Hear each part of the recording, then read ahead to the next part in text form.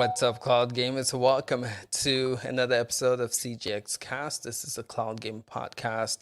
We have some incredible cloud gaming news to discuss this week. We have an awesome panel. We have two special guests on the panel today, which I think it's going to be pretty cool to see the dynamic they bring to the cloud gaming news and conversation. So we got Cowboy and Doc Cause I'm a Dark. cowboy. Oh man. All right. There we go. And we got Doc. How you doing, sir? I'm doing good. Cowboy's an imitation of me, but you know, there's Hey, how levels come to he's it. jacking my There's style? levels to Listen, Linda, honey, listen. Ace, what Oh, are you God. running here, Ace? What type of show are you running here, man? Yeah, it's gonna be incredible, man. It's gonna be incredible. Sorry, GTP's right in the middle. GTP, what's up, baby? I don't know why I'm here. I don't Hey, know we- why I'm in the middle down here. Cowboy, you gotta go like this. You gotta go. I should have known Ace was going to Yeah. do something to me like that. It's great. But yeah, man, it's gonna be a good week. We got a lot to talk about. So I'm having some technical difficulties. Don't know what it is, but my camera keeps shutting on and off. So if y'all see that happening, just know that's what's going on. Might have to reboot, whatever the case might be. But let's get into it. Before we introduce the panel members, let's just give you guys an overview of what we're going to be discussing this week. As you guys know, Amazon Luna had 2 games releasing this week, with Far Cry being the biggest one. So we'll talk about those releases. PlayStation got The Last of Us 2, and they have the October games lineup, and looks really good. So we'll talk about that too. Xbox Cloud Gaming had some releases this week. We'll talk about those games as well. And as you guys know, Stadia gave us the weekly update, and it was quite decent with Far Cry releasing and other games as well. And then I would have to say the biggest news for this week is GFN, with, again, Far Cry's releasing on GFN, but they give us the roadmap of October, which we'll be discussing here. So again, big news for cloud gaming, and I think having these awesome panel members to discuss this news with is going to be really cool. It's going to be really fun. So let's get right into it, introduce the panel, and then we'll take a look at y'all who are watching. So to get started, man, GTP, how are you doing, sir? What have you been playing? What platform? And he starts with me. Always did. Battlefield 2042, beta has been something that I've been messing with a lot. And then Far Cry 6 as soon as it came out, and Metroid Dread on the new Switch. So those are the 3 main things I've been busy with. But like everybody else, there's just so much going on. I'm having trouble deciding really where to play, what to play. Stuck making Far Cry 6 videos in my little corner here, so I think I've done 6 since Thursday night at midnight or something like that, along with some other stuff, and I got a couple more. It gets ridiculous with the AAA games. Like, I kind of miss just being a gamer sometimes. So what are you what are your thoughts on Far Cry so far? I don't know, man. Like, I've read a lot of different stuff out there about this game, and it definitely has some weird things. Like, one of my favorites is when you're just randomly fighting somewhere or running somewhere, and horses up out of nowhere just come trampling through, destroy everything in front of you, run over people, and then disappear. And it happens just every now and then. So that's pretty great.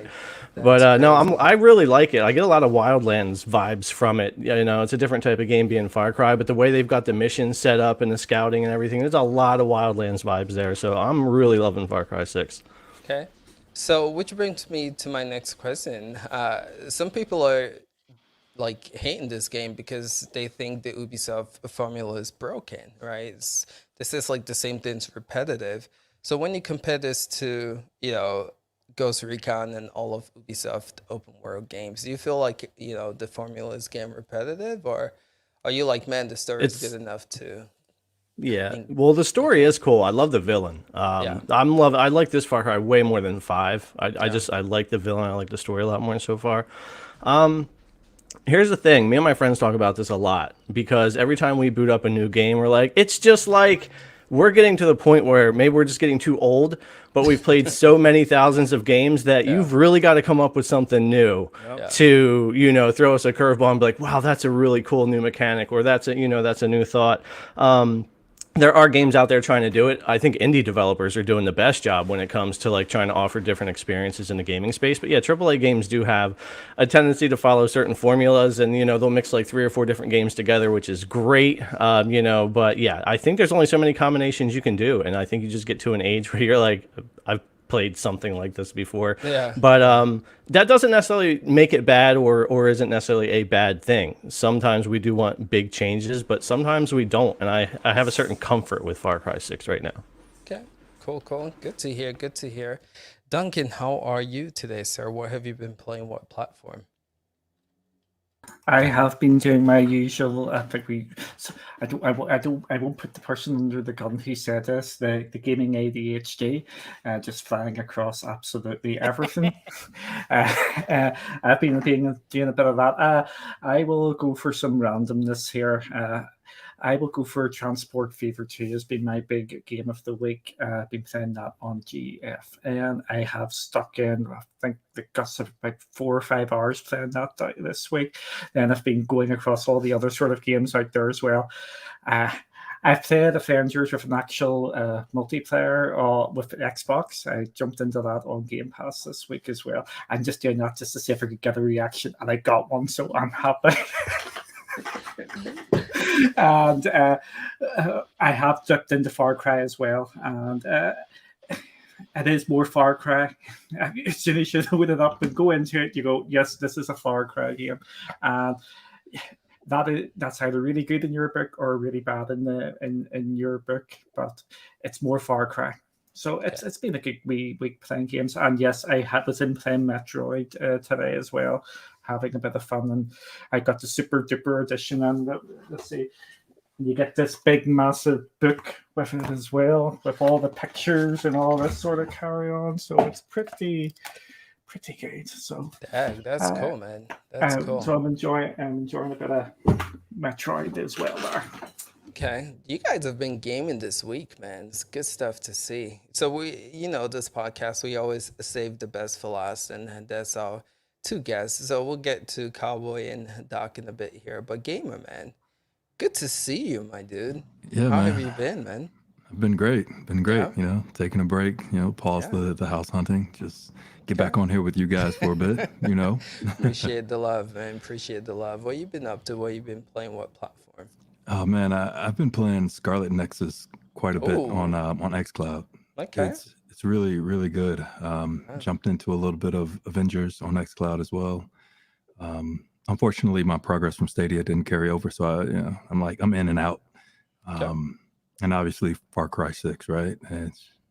It's a good game, but you have to be committed to jump into another Far Cry 6 and just really own the character, right? Like if you don't plan on owning the story and the character, just dip in, dip out. It's all the same.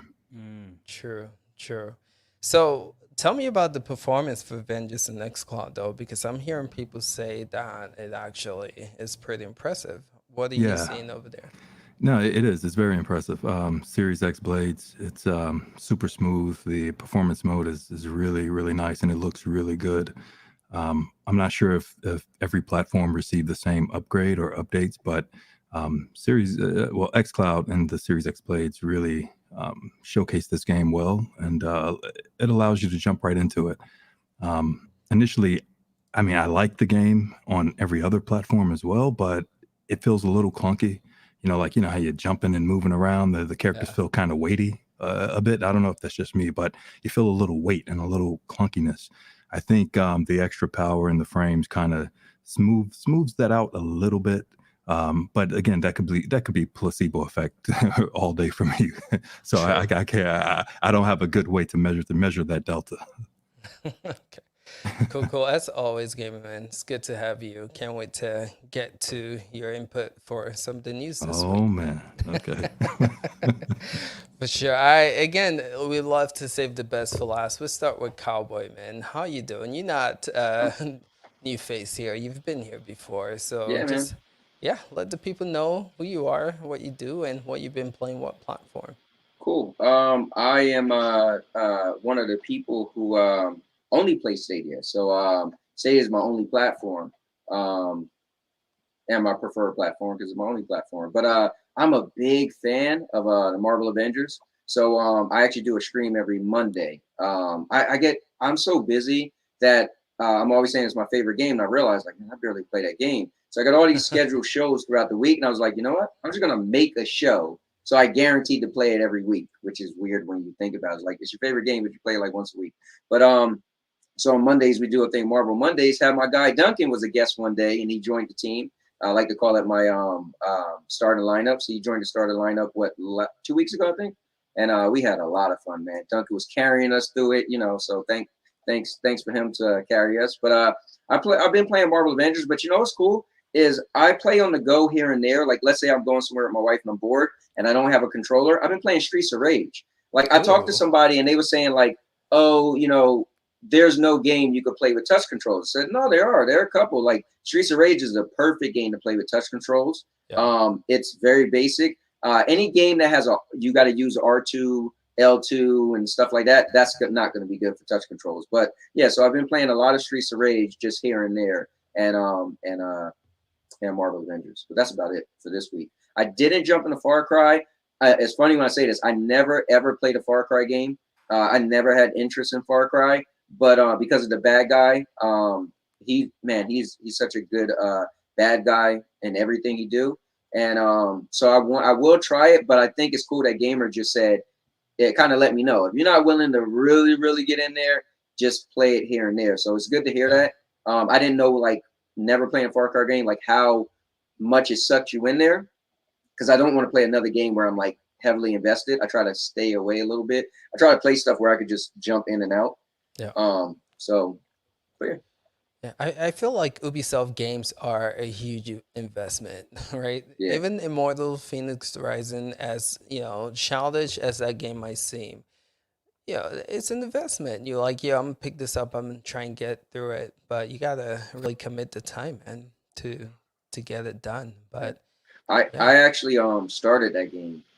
I don't know, Immortals, probably when it first came out. Yeah, Phoenix, and I got stuck somewhere, and I just couldn't figure it out, and I just keep telling myself I gotta get back to it, but then they added more DLC and more DLC. I'm like, yeah. That's how they I'm do one it, of the man. guys where I was a diehard Assassin's Creed fan, so I played part 1, part 2, and then when part 3 was coming out, they was bragging how the smallest city is bigger than the largest city in part 2. I was like, what? Yeah. So I played and beat it, and I was like, I'm done with I'm Assassin's Creed. It's too much, and so I never went back. But you know, yeah, huge investment, man, for sure. Yeah. Doc Dark, how are you, sir? What up? What up? Hey, thank you guys for having me on. I really appreciate it. So shout out to the entire panel. Shout out to the chat. Chat, hit that like button, man. I see there's 21 people watching. There's only 10 likes. Who hit the dislike? Had to be a Sony pony. Had to be. But somebody was just disliking me, probably. Oh, man. But as far as for me, you can find me on my YouTube, Doc Dark 195. Also got a Twitch, and then I mainly play on Xbox, right? So that's what I've been playing. Now, for me, I do play a lot of old games, so Xbox seems like the perfect platform for me. And right now, look at that. What is that? Discussing controller. What is that? What is that thing? That's what we're doing. At the headset. That's the best controller ever made. Oh, Right I thought you were gonna pull your Superman controller, man. Where's that? Yeah. I got it on the mantle. I got it on the mantle up there. I'm playing Witcher 3 right now, which is freaking an amazing game. Same thing like what Gamer TV said, is one of those games that you got to be really invested in. Oh, he got an X2. Okay, I see you. That's much respect. Much respect. Duncan has everything. Duncan has everything. We might need to find Duncan's address then. Hold on now, Cowboy. Let's do this. No. But yeah, I'm playing Witcher 3 right now. Having a blast playing it. Streaming it on Twitch. So if you guys want to stop by whenever, watch me play. I suck at games though, but I just enjoy them. So it is what it is. Cool. Yeah. Good to have you, man. So we've talked about getting you both on this show for quite some time. So Yeah. it's good that schedule finally opened up, and yeah, man, glad that we were able to do that. Yeah. I mean, y'all bamboozled me. I didn't know he was coming on until I was already on. I would have said no. I would have said no. Right? No way. Nah, I'm kidding. Hey, listen, don't be upset that last Wednesday when you came on my show, you got beat in Power Rangers. Just listen, let it go, man. He probably would have changed his shirt too. Yeah, I definitely would have changed my shirt if I wouldn't. He even got the cross and everything. But just like Yeah. Cowboy had to get a bigger cross. Hold on. I was dressed first. What are you talking about, man? Whatever. Cool, man. This is gonna be fun. So much to talk about. Where are we gonna start? Let's start with Amazon Luna, man. And before we do, though, a lot of you guys are on here, so let's take a sec to say what's up to you guys who are viewing. Shots 0 for gamers for me. Always on here, man. So shout outs to you, my dude Norman. Good to see you for sure. Holtz, member of the panel. Kind of busy this week, so I couldn't make it, but good to see you, Holtz. Maker of Chaos, what is good?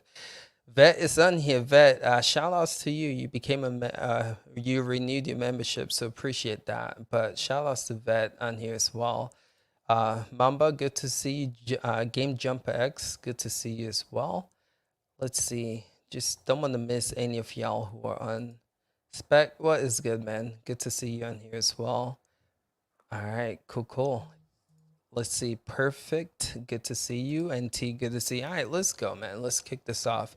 So let's start with Amazon Luna. You guys know that they gave us a roadmap last week about the games that are coming to this platform for the month of October. Blair Witch Project was not on that list, right? So you've seen them do this where they give us a list, but then they just throw some games on Luna that's not on the list. So Blair Witch became a thing for Amazon Luna. I haven't tried it. For those of you guys who've played that game, let me know how it is. I don't think I'm going to be trying it. And then the biggest one for Amazon Luna this week was Far Cry 6. And I did a gameplay in it. It ran pretty well.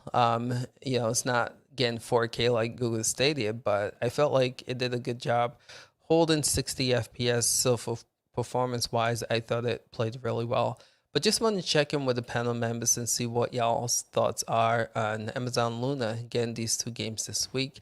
So to get started, let's start with Cowboy. What are your thoughts on these games? So I just want to break it down a little bit. So Blair Witch, it's funny, I was talking to my wife the other day and she was like, that movie was trash. I was like, well, it was a big deal when it came out. This literally was like yesterday. I was like, how old was you? She was like, she was 16 when it came out. I said, see, when it came out, it was all this lore about it that somebody found a tape and it was supposed to be real and for months, right? Yeah. So for me, being the age I was, I'm 7 years older than her, it was like a big deal, right? But when the game came out, it's so many years later, it's like, yeah, come on, man. Like, so I like horror games, but it didn't pull me in because I guess I'm one of these people, right? Let's say a movie come out and I'm interested, but if I don't see it within the first 2 weeks, I'm probably not going to the movies. So I'm kind of like that with games. My interest, like you have to kind of like what you guys were saying earlier, you have to like do something different or wow me and suck me in, right? Especially if it's a new IP. And I just felt like, So I never played it. And even when I was playing game xCloud, it was on there and I didn't even turn it on to see what it was like. But I think any platform that gets games, regardless if it's old or not, is still a benefit, right? Because somebody's going to play it. Now that's wrapped into Luna's $5.99, correct? Yes, it's Luna right. Plus, so now let's talk about the other game. So when you say, and Luna also got Far Cry, they did, but that's wrapped into the Ubisoft Plus, channel. Correct? Yeah. Right. So if you're not paying for that, then that did but didn't come to Luna. But I think that's a big deal if you have the channel for Luna. Let's just say this, right? Even though we said Ubisoft has some long games, that's not a bad thing, right? Like if you're into like people who feel like they want their money's worth with a game, you're gonna get your money's worth with a Ubisoft game, right? Now for me, it might drive me crazy that it's super long. Sometimes I want to get in, get out. But so to have Ubisoft Plus, I think is a benefit because their games have so much value. So that's both games are a win for Luna. Just neither one of them is a game that I'm rushing to play. Okay, that's fair. Fair enough. So you tried Blair Witch? No, I didn't. You didn't. No, okay. When I had I was playing xCloud and it was on there, but okay. I was bouncing through a bunch of games to try them, and I just didn't have the interest. I was like, and I skipped over it. Okay, makes sense. So I never played it. Cool. How about you, GTP? What are your thoughts on Luna getting these two games? I think me and Cowboy actually agree on the Blair Witch thing because I too am like 7 years older than my wife, and the hype back when the movie came out was big, and me and my friends were deep into the lore of that whole thing and like living it. And when I finally went to the theater and saw it on launch night, I was freaked out. Never wanted to get back into it again. And so to become interactive, it just wasn't for me. I already had my experience with Blair Witch a long time ago. It was great, and then it was over. So that's it for that. But it's awesome that Luna got that on the Luna channel. Far Cry 6 was great for the Ubisoft channel, and it's running great on Luna. And you know what Cowboy brings up is where people will kind of differ in their opinion of purchasing games or having a subscription for games. You know, Luna will probably add purchases in the future, just like xCloud probably will, but that's not the case right now. But I actually prefer the very different business models that are out there between Game Pass, Luna, and Stadia and that type of thing, because not only do we get different games, but we get a different choice of how we want to approach playing those games. So I think it's a positive all in all. Okay, fair enough. How about you, Duncan? What's your take on these two games coming to the platform? Far Cry just speaks for itself. I don't think there's any point going over Far Cry because it's basically everywhere. My thing about the Blair Witches, and we have to be, for me, I have to be fair anyway. Why the flip was it not? I'm not going to swear because Hell Monkey's not here this week. So why was this not announced last week? Because I was out there giving a bit of stick to Luna last week because of I thought the games were a bit slim this month, and they've dropped this in. Absolutely great Halloween game. We know it's our horror game Halloween, but it should have really been announced last week. But it's good to see it there. Yeah. Hey, so let me ask you can I ask you a quick question real quick? Go So ahead, you man. know me and Duncan, our relationship is, listen, people don't realize I'm like Duncan's biggest fan. I spent half of my time on Twitter defending Duncan. People think like it's funny, but Duncan's my guy. But listen, Duncan, thank you. I need to be close to him. I said to Duncan the other day, I said, we might have to bring back another Duncan and Cowboy, tell it like it is. But listen, Duncan, why did stealth drops bother you so much, man? Like it burns you up. Stealth drops do not annoy me. It's the just doing them too much. Especially if you're a paid for platform. If you're doing stealth drops, people, especially in these times with COVID and people having to count their pennies, you need to have some planning out there. If you're going to buy games, you just need to know what games are coming to each platform. On a subscription service, you can get away with it easier because you've already signed up for that month. It's just, I'm not a big fan of stealth drops. It's because they're just getting overused in the cloud space. Plus, we've had stealth drops this week on xCloud as well, which again, Phoenix Point is dropped on the xCloud this week. I just like to know what is coming and when it's coming. They did tell us Phoenix was coming though, right? No, they said they were going to Game Pass, but it wasn't listed for cloud. Oh. Interesting. You know what I think? My opinion, I think you don't like stealth drops because I think it kind of all right. So you're in the business of reporting news, right? So like when a game comes out and you don't get the report, you're like, damn it, they done stole my fire. I'm supposed to be like, hey, coming out is this and this, and you're like breaking news. You're like, wait, and then you look kind of like, I thought you know the behind the scenes, Duncan. Well, you ain't know that. Darn it, stop stealth dropping. That's why I think you hate stealth dropping. Some stealth drops are absolutely fine, like the Quake one from a couple of weeks ago. I thought that was absolutely class, that sort of one where you don't expect anything at all. It's just these dropping of older games onto your platform. It just seems absolutely pointless. Why not just get the information out there just to say this is when it's coming? It's not oh my god, you're against stealth drops because of that. No, I love getting these announcements during shows. It's the older games which there's no need for them to be really stealth dropped. Yeah, but what? Hold on. Let me ask you. I'm sorry. I'm gonna be quiet. But this is why. Wouldn't you rather the new game? You said counting pennies, right? That's what you said.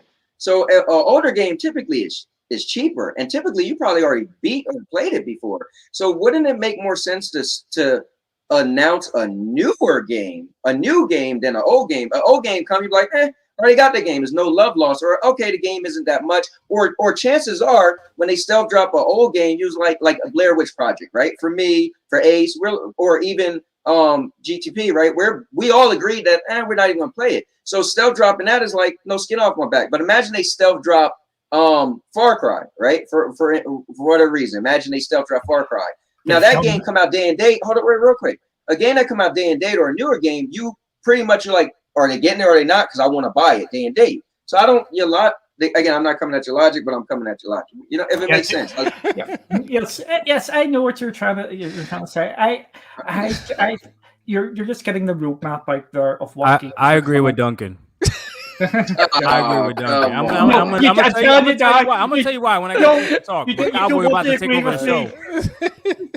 That's going to get you in trouble. That is going to get you in trouble if you say stuff like that. If I say that I agree with you right. You can't ever agree with Duncan. He's the cloud gaming bad boy. That's what I've been calling him for a year now. I'm gonna tell you why. All right, go ahead, Doc. Let me hear this. Go ahead. All right, before freaking Cowboy say something else. God damn. All right, listen.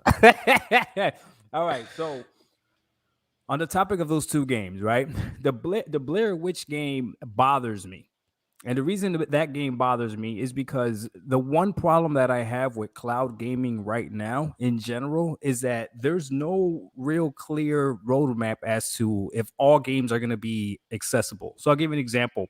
Them getting Far Cry 6 is huge. That's a big AAA game. Give it to the fans. Now, I understand you got to have Ubisoft Plus, whatever, but the fact that it's available on that platform, that's huge. It's available on Stadia. That's huge. Far Cry 6 is not available on xCloud right now, which is like kind of weird. And that's one of the things one of the problems that I have with some games being available on certain platforms or not, right? Now, I'll be honest with you guys. I am like the cloud gaming stepchild. At first, I talked a lot of trash about cloud gaming until shout out to MM2K until he sent me a Stadia and said, hey, put your money where your mouth is. Try it out. And I tried it, fell in love with Stadia, definitely love it. The technology for me works perfectly fine. I've played it at freaking in laundromats. I haven't gone to a funeral like Cowboy does to play it, but I played it everywhere. Like Cowboy will play that thing anywhere, right? But the one gripe that I have is that not all games are coming out on that platform. So these companies have to be they have to look at these big AAA games. Like forget the little games, like the little with Stadia Pro, those little games that Stadia gives you are ridiculous, in my opinion. Give us the big games that everybody wants to play, right? So if Ubisoft can do it, which they're doing it on Stadia, they're doing it on Luna, it's not on xCloud. A game like GTA 6 to not come out on a cloud platform, I think is a huge missed opportunity. So the reason I agree with Duncan is if I'm looking at Stadia Pro, for instance, and I'm paying this subscription service, right? Don't surprise me with games. Let me know exactly what I'm going to get.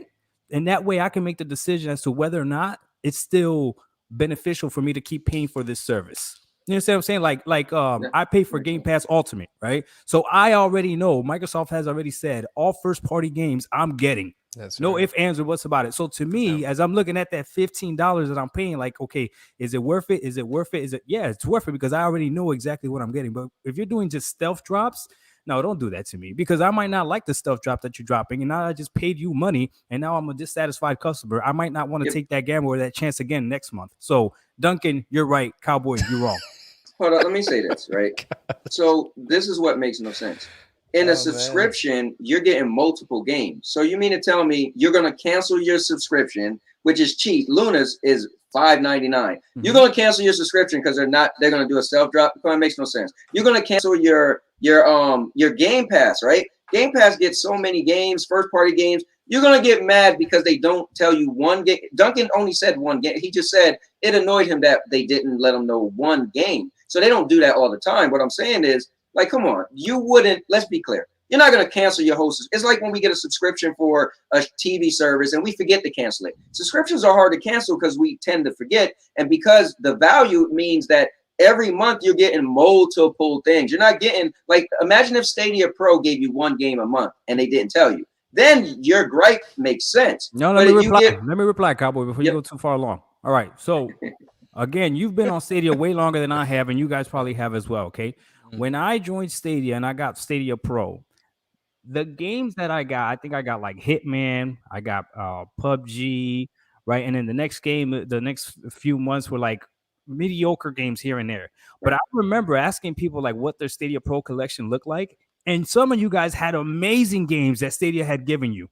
Amazing games, right? Okay. And then once you join Stadia Pro again, you get those games back, supposedly, right? So any games that I had claimed before, I could get them again once I join back. Okay. Here's the thing, right? Every single month that I'm paying money for Game Pass, I am evaluating whether or not that service is still valuable to me. So every single game that gets added does matter. So if I start seeing that, it doesn't matter how many games are on there. If I start seeing that the game quality that's on there starts diminishing to what I consider valuable, no, I will unsubscribe. You won't unsubscribe. You won't unsubscribe. You know why? Tell me, why did I unsubscribe? No, I'm gonna tell you why. I'm gonna tell you why. Because I'm gonna tell you why you won't unsubscribe to Game Pass. This is why Game Pass. This is why I try to tell people you can't compare everything to Game Pass. What they're doing is monumental. So, for instance, right? When you're used to a subscription, let's say Luna, let's say PlayStation, let's say anything, any subscription. I don't care if it's PlayStation Plus. I don't care if it's Xbox games with gold. Typically, subscription services, you either A, get older games or you get cheaper games, right? That's always been a thing.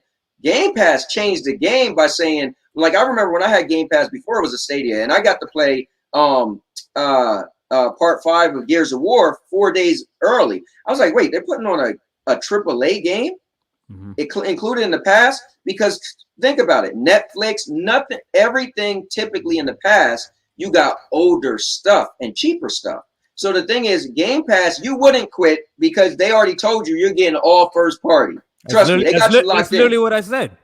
But you said if the value start going down, you'll quit. No, because you know all first party is coming. Even if it was like, okay, the cheaper games, right? Like the State of Decays and the older, cheaper games, but you know for a fact. That's why Game Pass, I got to give them credit. Because they are hitting you by saying exclusive games for Xbox, they're going to be included. So that, is a bit different. If you was on Stadia, Stadia is never going to get a AAA day and date game on Pro. I'm pretty sure we can agree that's not going to happen. Why not though? If they're trying to compete, let me tell you. If they're trying to compete, then they need to figure out a way to do that. Here's the problem. Everybody want everything to be something else. Game Pass decided to do that because Microsoft said, you know what? We're going to take our money for our in-house stuff, and we're just going to include it because they make it, right? Again, this is the thing. So we could agree or disagree, but this is why people got mad that Stadia got rid of their first-party studios. Maybe their first-party games would have been included, right? That would have made sense. That's why Game Pass makes sense to just say, you know what? We're going to include our Gears of War and our Halo, right? Just before you go, technically, we did get a Stadia SG&E first-party game. There you go. So, Journey to the Savage Planet. And then they... again, I agree with Duncan again. Hear me out. How long was that game out before it came to the Stadia? It was about a year because of the... well, like I said, they get old games and they get cheaper games. I'm just being playful. All right, guys, let's move this along. But Luna, they should have really announced this last week when they did the blog post, was basically my point. Yeah, so I no, realistically, we've talked about it here. I don't know why that happens. It's kind of confusing though, because again, last week they gave us a roadmap, and then this week it's like, here comes this game. I mean, just why didn't you tell us last week? It's almost like they don't. It sounds like they don't know like officially if this things can happen, so they hold it to the chest, right? Yeah. And then That's a good when point. they find out, they just like, close. No. Ace, think about like the Stadia thing. They said until the end was coming. They announced that, and then they had to pull it back. It's like, what happened that made that? Because they changed the news in like what, 1 week, right? It was like, what news? What? Yeah, that's weird. It's like, how did you not know that within 1 week? That I don't. I get what Duncan's saying though. It's like, how did you? So who knows what's going on? What really annoyed me was in the space of 4 days, we have 3 different sets of pro games. What is going on? We'll get to Stadia in a bit. Amazon Luna is not gonna take an hour in this podcast again. Let's move along. Right? It somehow manages to. But Gamer, you still doing my dude? Oh yeah, I'm here, man. I'm just All laughing, right. dude. You know, I'm cracking up right now. I love it. So this is all I imagine it to be. So You knew what was gonna happen. I You knew, know they I were so knew. I knew. It's awesome. I love it. But Gamer, what's your take, man? I mean, I agree with everyone else, man. I mean, Blair Witch, I turned it on just to see how it performed on Luna because Luna seems to be the 60 frame per second machine, honestly. And it's definitely 60 frames per second, high quality, looks good. But I didn't play it. Like, you know, I didn't get into it. Turned it on, tested it, turned it off. Yeah. Far Cry, that's where I'm playing the game mostly. Okay. So that's a good get, but I think it's a wash because I mean that game is everywhere, right? Ubisoft, if I had a platform, they'll put the game on my For real. platform, right? So it's a wash for me. Not xCloud. I mean, xCloud, hey man, you can't do that. I think xCloud is gonna blow everybody's mind at some point. They'll have it. Okay. Anyone else with Luna? We're gonna hop onto GFN. If anyone else don't have anything to say, I think personally, it's not the strongest week, but they got one of the biggest games this year, so you got to give them kudos to that. But yeah, I with Duncan with the stealth drop, I would like for them to just announce it when they announce other things. And Cowboy, you right. Content creators, right? It'll be good to know these things, right? Yeah. Because we make a video and then next day it's like, all right, we got to update the video. But listen up and talk about that though. Consumer wise, right? And let me tell you, don't be wrong on YouTube. Lord, no, boy. Yeah, man. Yeah. Come at you quick. Boy. Yeah. But no, it takes a lot to edit a video and, you know, post it up and all that stuff. Yeah. So it's kind of annoying when you put all that work and then that one little news comes, like, damn it, right? You got to redo everything or make another video. But yes, it's annoying, but I'm sure there's a reason. We probably don't know looking from the outside, but there's got to be a reason why it happens. But it is kind of frustrating overall. But yeah, anyone else for Luna before we hop onto GFN?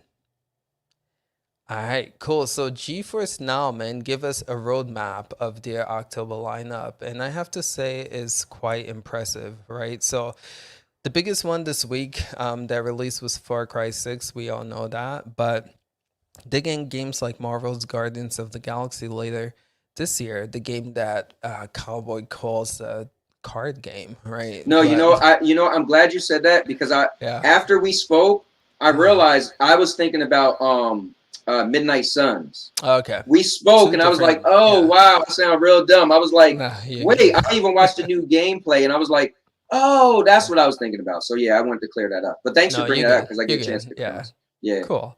So this week, you guys are looking at me like, what the hell is this? Now this week releasing, we had Far Cry 6 for GFN, Fist, Forged in Shadow Torch. This was called, it's a Metrovania, this little like rat with a arm, like metal arm. I think it's a rabbit, right? Rabbit. I don't know, but the game is actually quite good. It's quite fun. And then there's PC building simulator. There's the bus. There's Going Medieval. There's Gone Home and Space Haven. So these are the, I think, 7 games released this week for the GFN platform.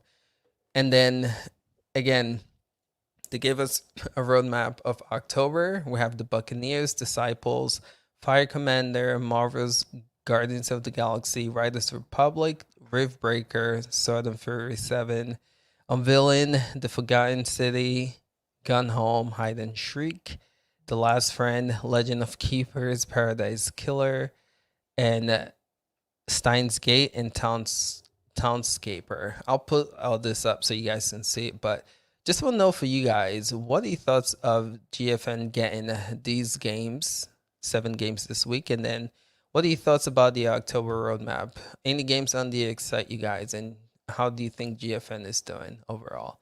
So to get started with that, let's start with GTP, man. You've been quiet for a long time. Hey, man, I brought my 24-ounce coffee and my Switch for a reason, because I've known for a week these guests were coming on, and I was going to be ready to chill, because everybody knows I watch all these guys. I watch Dark, and I watch Cowboy and all them, and you said that, I was like, maybe I just shouldn't be on. I really just want to watch it. I like grab popcorn and junk, but whatever.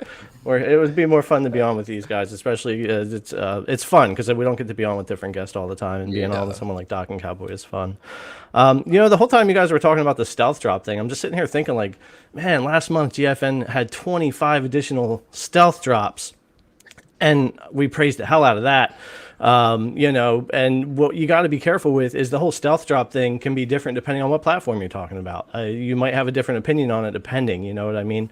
So I won't rehash that whole thing, but those were that, and that happens every month, right? And this month they've announced something like 23 games or something, with likely many more than that could drop, that we know just happened last minute between licensing agreements, bringing the games over, onboarding for all these different cloud companies. Sometimes they didn't quite make it in time, but they want to be on that month, so they just light them up. And I think most of the time that's pretty cool. There's going to be times you don't want that to happen, but I think for the consumer, getting a surprise every now and then is fine. But like I said, kind of going to depend on your platform.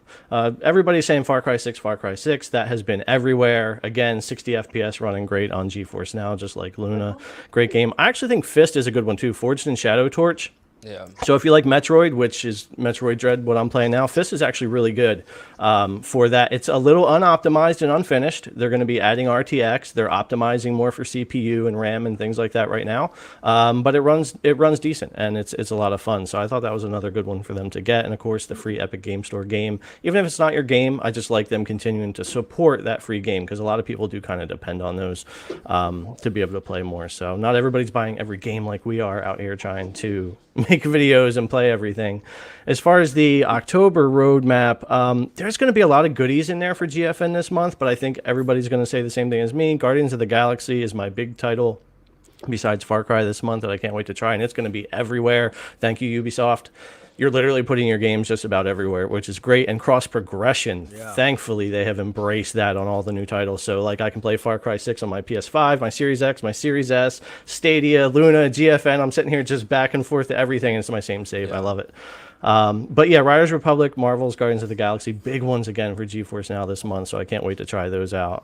Really, really exciting. I think they continue to be the PC gamer, especially the PC gamer's little side pocket, little fun cloud service to have, because they support so much that you play on your platform. So, True. Thanks for that, GTP. For sure. How about you, gamer? What's your take on these games, man? I think they're good. It's GFN, right? I've said this before. I think they have to be very careful when the letdown actually occurs. That month when they release 5 games, right? That's going to be the killer. Right now, they're dropping 25 to 30 games a month, man. It's how long can they keep that up? You're right. So in terms of content, nobody's touching them. It's not even close. It doesn't matter. But as GTP said, Guardians of the Galaxy, I am looking forward to that. I tried Fist last night. I like that too. It's a lot of fun. But I probably won't spend a whole lot of time on GFN until Guardians of the Galaxy. So I'm just holding out for that, really. Okay, fair enough. People forgetting about Riders Republic, man. Y'all not amped up for that, or is it just? I called it out. That's my top. Okay. Guardians of the Galaxy and Riders Republic. Of course, 2 Ubisoft titles, because they're putting them everywhere. So yeah, it kind of lost a little steam with me because it is Ubisoft, I guess. And I don't know, man. And I know it'll be everywhere. So games that are everywhere now at this point, I'm just like, okay, cool. Okay. But that Guardians of the Galaxy, though, that's the one. That's the one. How about you, Doc? What stands out to you on this list, man? So I got a question, because I have GFN Founders Edition. I was able to join, I guess, when they had the Founders Edition, and I have an NVIDIA Shield. The games on there, though, you still have to purchase, correct? Or are they actually okay? You got to purchase it from Steam or Epic, and then you can play it in GFN. Yeah. Right. So more games is obviously better. The more games that you have access to, and the big titles, like something like Far Cry. Again, I'm gonna stick to that because we want to be able to have these big titles. And it's crazy what who said that? Was it GT? Was it you that said it? That it depends as to what platform you're using. Eventually, I don't know why, but I'm not going to want to pay for multiple subscription services the way that I'm okay buying multiple consoles. So eventually one of these cloud services has to win. By default right now, I like Stadia better than all the other ones, but GeForce Now was impressive when I used it. However, I don't know, man. I think that them adding a lot more games and the way that the service runs is going to be a huge advantage. I just don't know if someone that is not a PC gamer would jump into GeForce Now, which I think would be the only thing that hurts it. But them dropping more games might attract people to it. So I don't know. I'll ask you guys that. Do you guys think someone that's not a PC gamer would still subscribe to something like GeForce Now? I can speak for Go ahead.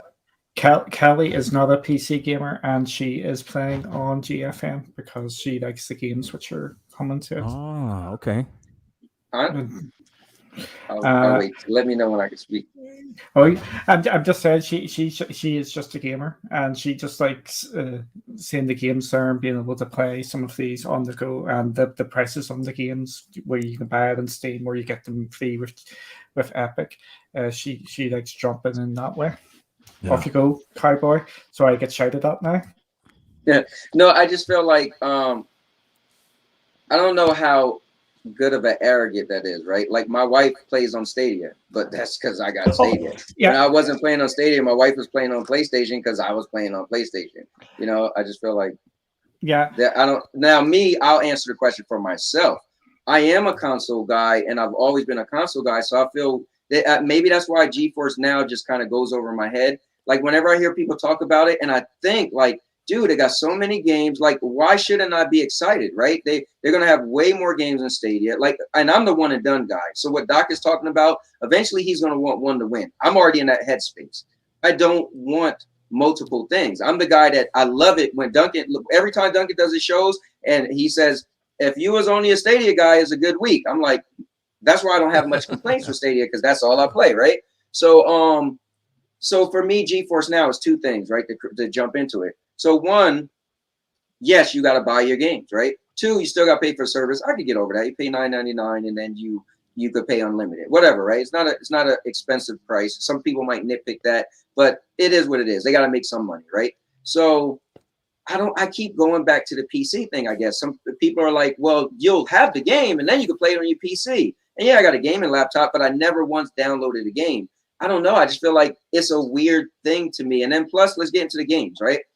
I don't know. I look at the games. I'm like, let's be honest. Like I said, with services, typically subscriptions, even though this kind of isn't a subscription, you get older games and cheaper games.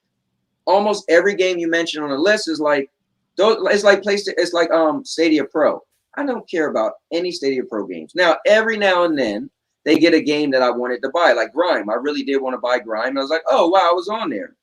But it's a cheaper game, right? It's an indie game, right? So I feel like, yes, being able to have Riders Republic, for me, that's a game that I'm actually looking forward to. I was waiting for Stadia to get a simulation racer game. So I'm terrible at it. So Riders Republic, I'm like, and I watched some people play the beta, and I was like, okay, that looked like I might actually like it. Guardians, I'm a multiplayer guy. I remember Duncan tried to make fun of me. He was like, look, you're not going to get Guardians. I said, show me the gameplay. So then the gameplay came out. I was like, it's not multiplayer. And I'm not just saying that I'm a superhero guy. I just like a third-person game that's multiplayer with superpowers. So you get rid of that multiplayer, and it's like, I'm not a Guardians fan, so it's just not for me.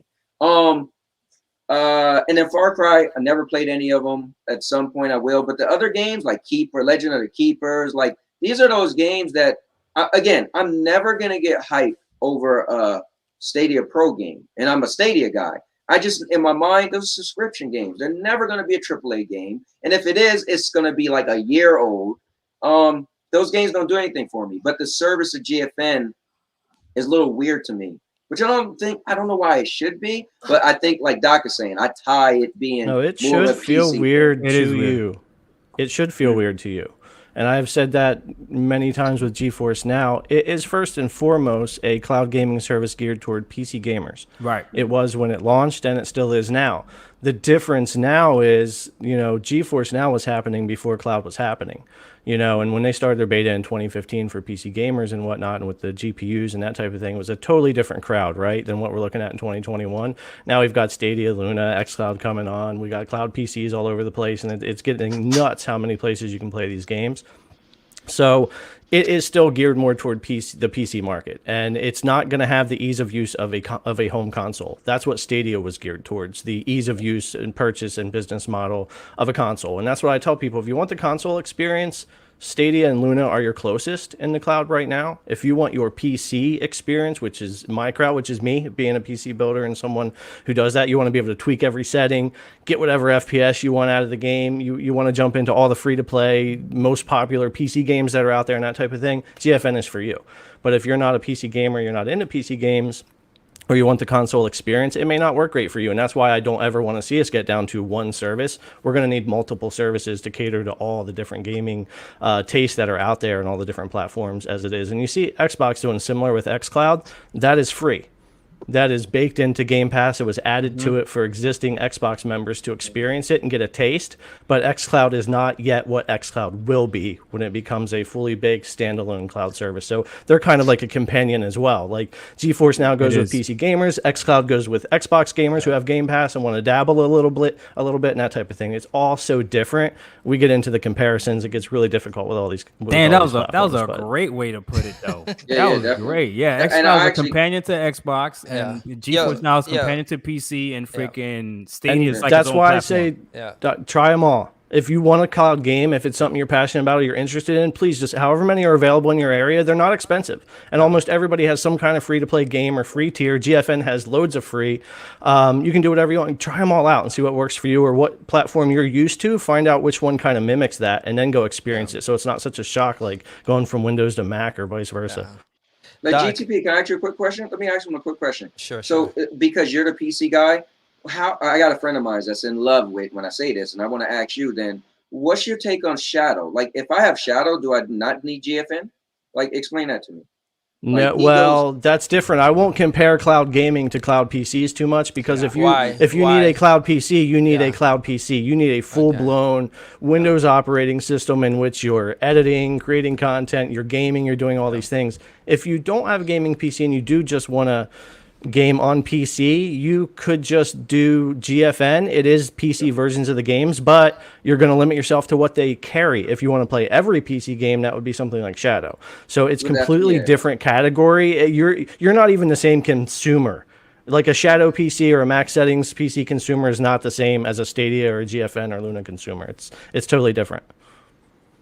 Thank you, man. Cowboy, I told you the dude was sharp, man. Listen, I watched YouTube. I know. That's why, and like Doc said, he broke it down. And there's levels to this, man. There's levels to this. It's a coffee, man. I'm juiced up this week. Hey, GTP, just do this for me real quick. Just brush your shoulder off real quick. All right, here we go. So what about Sony's cloud service? Do we care about that? We get into that. We're getting to that.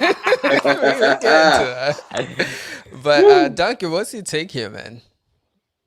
We didn't talk to you about GFN news. GFN. It is another GFN week with a couple of big bangers coming.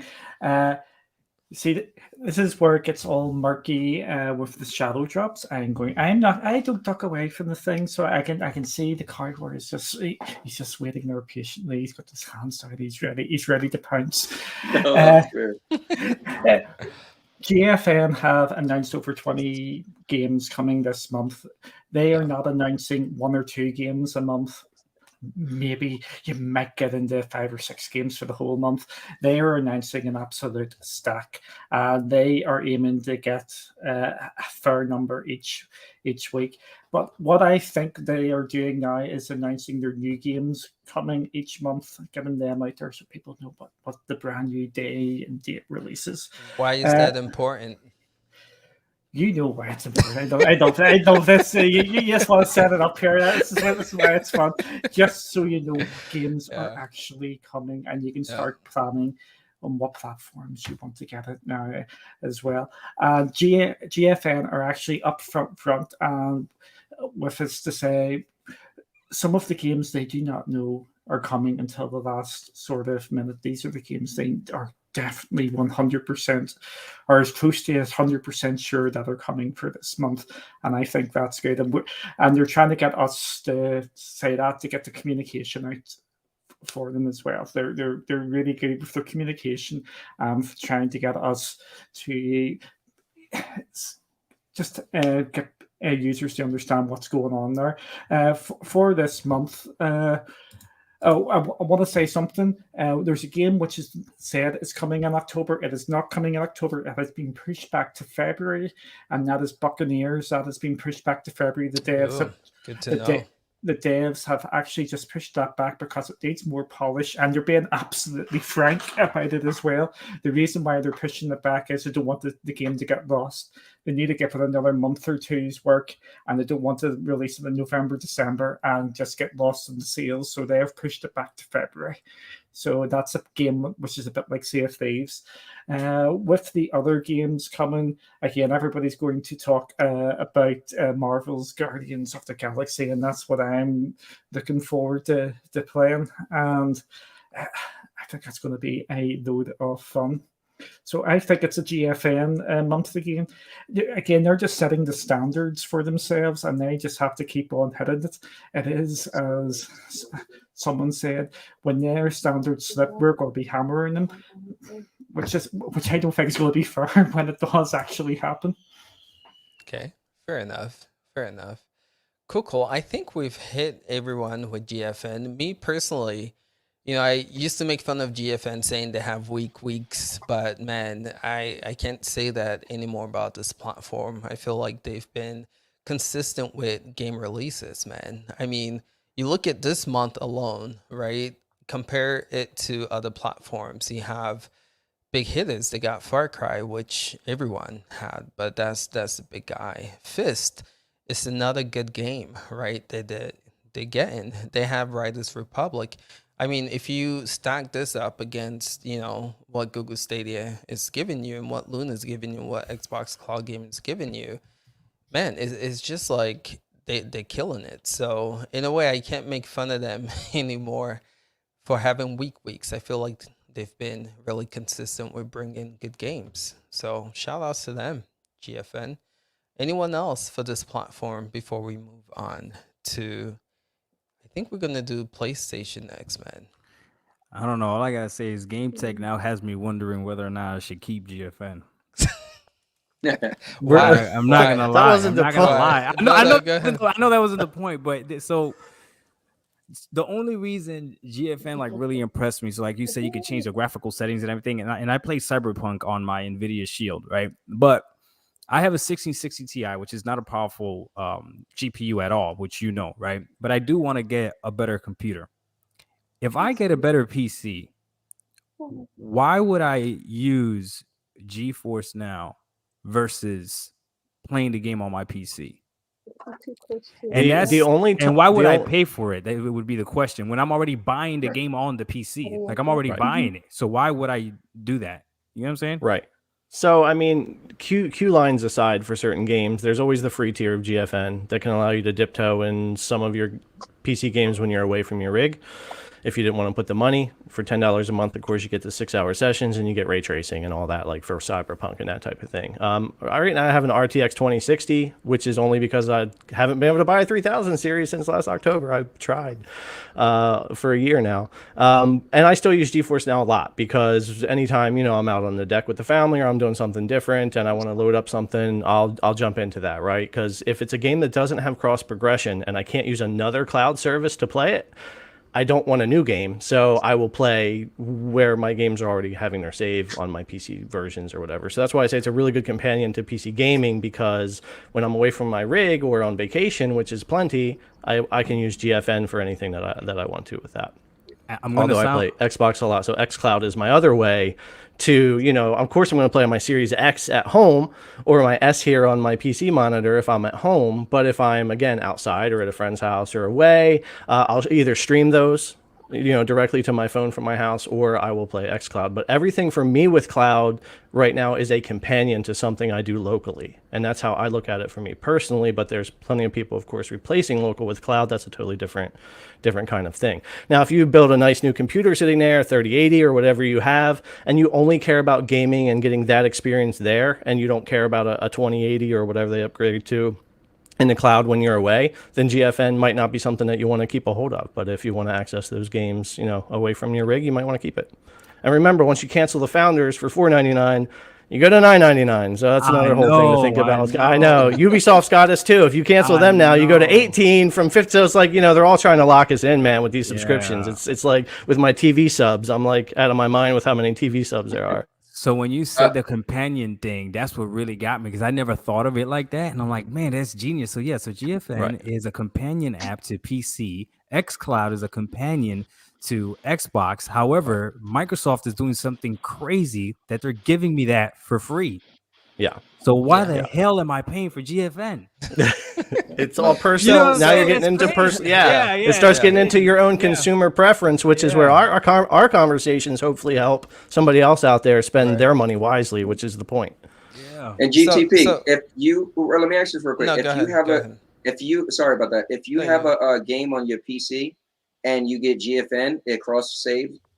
As long as that game has cloud save, which almost everyone does, Origin, Epic, Steam. There's very rare there's a game without cross save. Kena, unfortunately, was a new one, and that's on the developer. They didn't put cross save, cloud save is what I mean, into that, and that kind of messed me up. So I wound up not playing it on GFN because I wanted to play it on my PC. But that's rare. It is a rare case. You can run into it. But yeah, that usually you're good to go. Yeah. So Doc, let me ask you, how many movie streaming services do you have? Oh man, because my damn kids. All right, so I got Netflix, Hulu, Amazon Prime, and Disney. Yeah.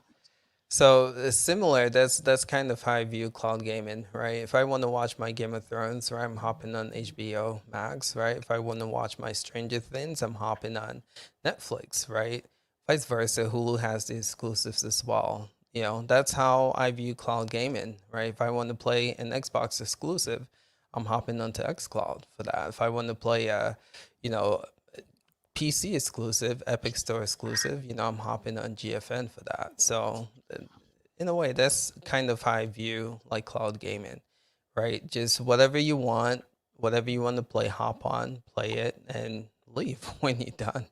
In a way, sounds trashy, but that's But every single month they've been taking money out of my account. You gotta, and I'm not using smart with it. that. I'm not using it. That's how they get you, man. That's how they get you. Because with that whole thing, same streaming thing, like I look at it like I don't know how music didn't get me, but like I'm a huge Jay-Z fan, and when Jay-Z when he went to Tidal and his music was only there, I was like, cool, Jay-Z, I like you, but not that much. You know what I mean? So I was okay with only having Spotify at the time, and then Verizon gave me a deal that I could get Apple Music for free within one of their promotions. So I buy Spotify, went with Apple Music or whatever, right?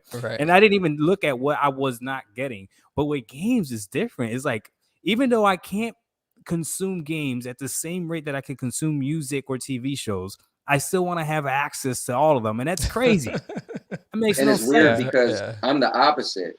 I'm the guy that you were talking about. You left with Jay-Z. I'm the guy that I just want one. But again, I'm down. I'm being honest. You got whoever played the least amount of video games on this panel probably plays 30% more than me, right? So for me, it's perfect because I don't play. I used to play video games so much, but I don't anymore. So that's what I was trying to tell people. Like when people was mad at me the other day, you don't have nothing wrong with Stadia. I don't play enough to know what's wrong. They got my favorite game, and it works. I don't know what else, So that's just me. Now. In the future, can I ask you something though, Cowboy? I don't want to derail the podcast. So if you don't even got a 4K TV, right? I do. I got a 70-inch 4K TV that I never play Stadia on. Okay, so why are you paying for Pro? Just for the little extra game. So like I have my main game, and then it's like every so often they got that little the little extra games. Like it's like. Let me not use that now. Me, you, and GTP gonna talk after this. We're gonna talk to you about money management. No. Because listen, don't talk to me because you pay for like a million services. You pay for one you haven't. I know. I need an intervention. But no. Here's the thing though. Like I said, every now and then they have a game that I wanted, but I would have got. But I don't look at it like that, right? Because I look at Pro like this. Pro are throwaway games. Those are games you naturally wouldn't have went in the store and said, I'm going to buy. You just get these random games that you might like. But here's what's cool. I'm going to use a word that none of us use yet. It's called ecosystem. I only play with Stadia players. So like the other day we was doing a show and we was like, oh, let's cater to pro games so people could play. Because if we pick non-pro games, chances are not everybody got every game, right? So that's another thing that's cool. I still play video games with my friends. And so with pro, I always have games that I can play with people because I love multiplayer games. That's the so first time in the last 6 months you've made sense. Wow. I'm going to let that slide. For the sake of the length of this podcast. Yeah, that's right. That's right. All right, let's see where we're at. All right, let's move on. PlayStation now. Just to answer this question around where you at, you were saying, why do you need GFN if you have Steam Deck? So that's a great question. The age of handheld PCs begins next year, and it's going to come on strong, and it's going to change a lot of stuff. Here, guys. AMD RDNA 2 and 3 is coming, and that is why, we're finally going to get this stuff, and I can't wait. Like, Steam Deck is just the beginning. You're going to see everyone, HP, everyone is going to be dropping handheld PCs with our RDNA 2 and 3 coming from AMD, and it's going to become portable PC gaming, and it will change things about like how many people from the PC world need cloud gaming. Because if you're in that PC category and you can also then grab a very capable handheld PC, it is going to change your opinion about if you need like GFN or something.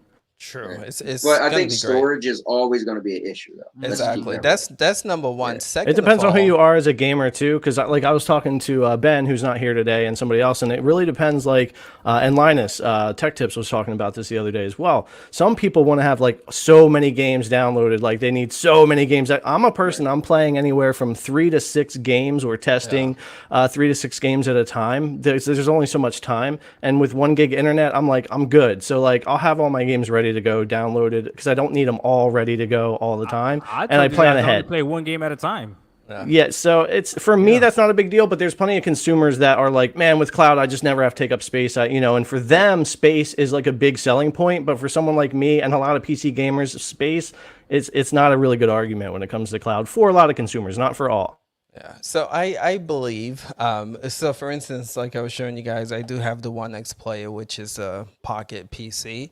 And something I'm realizing with this is, yes, it's pretty cool to be able to play your PC games on the go, but there's still some advantage of cloud gaming, right? Like you guys were saying, storage being one. Second of all, battery life, right?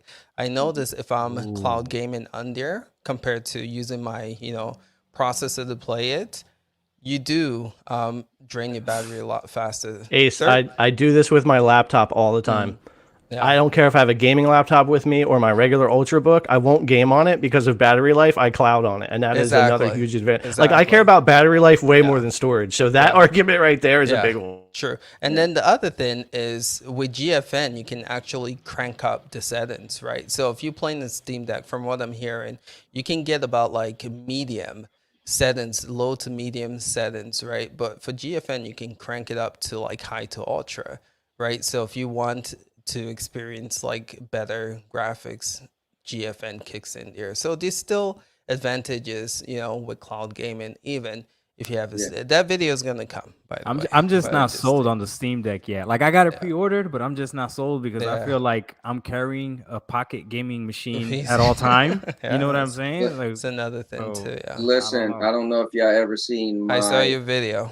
My video, but that is the answer. That's the answer. And I just got the brand new Galaxy Fold 3, which is 120 frames. Dude, it's the answer. The battery life's gonna be better. It got a camera. It is your phone. It has mobile data. That's the issue, man. I mean, you're gonna get the Steam Deck. Not knocking the Steam Deck, but I am knocking the Steam Deck. So you got a Steam Deck, and when you walk out the door, then that's it. But no. You can download your game to your device. No. Like a Switch, right? Yeah, true. But then if I want to, so if me and what's that guy name over there that's trying to dress like me? Oh, me and Doc, right? So if I'm playing Doc and Power Rangers and he's like, oh well, let's get that match. I'm like, oh well, I gotta go or What's whatever. the fear in kids games?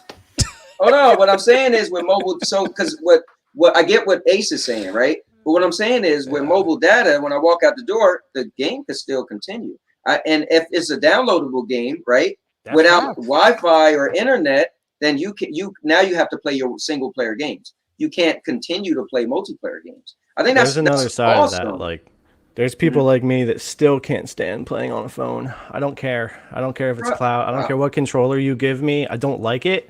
But if you give me my Switch, I love it. Or if you give me a handheld PC like the Steam Deck, I'll be good. Like that setup right there, I have that. I hate it. I hate it. I'm about to get you. I just don't like it. I just Geforce Now just for you. Plus, we're comparing Steam Deck, which is a portable PC to play local gaming with local latency and performance, to cloud gaming. And I still haven't figured out how the cloud gaming community is trying to put the Steam Deck, which is a PC, in with cloud when they really don't like to talk about desktops and laptop performance when it comes to cloud. But yet the Steam Deck, because it's portable, is all of a sudden this big cloud interference thing. It's really interesting to watch.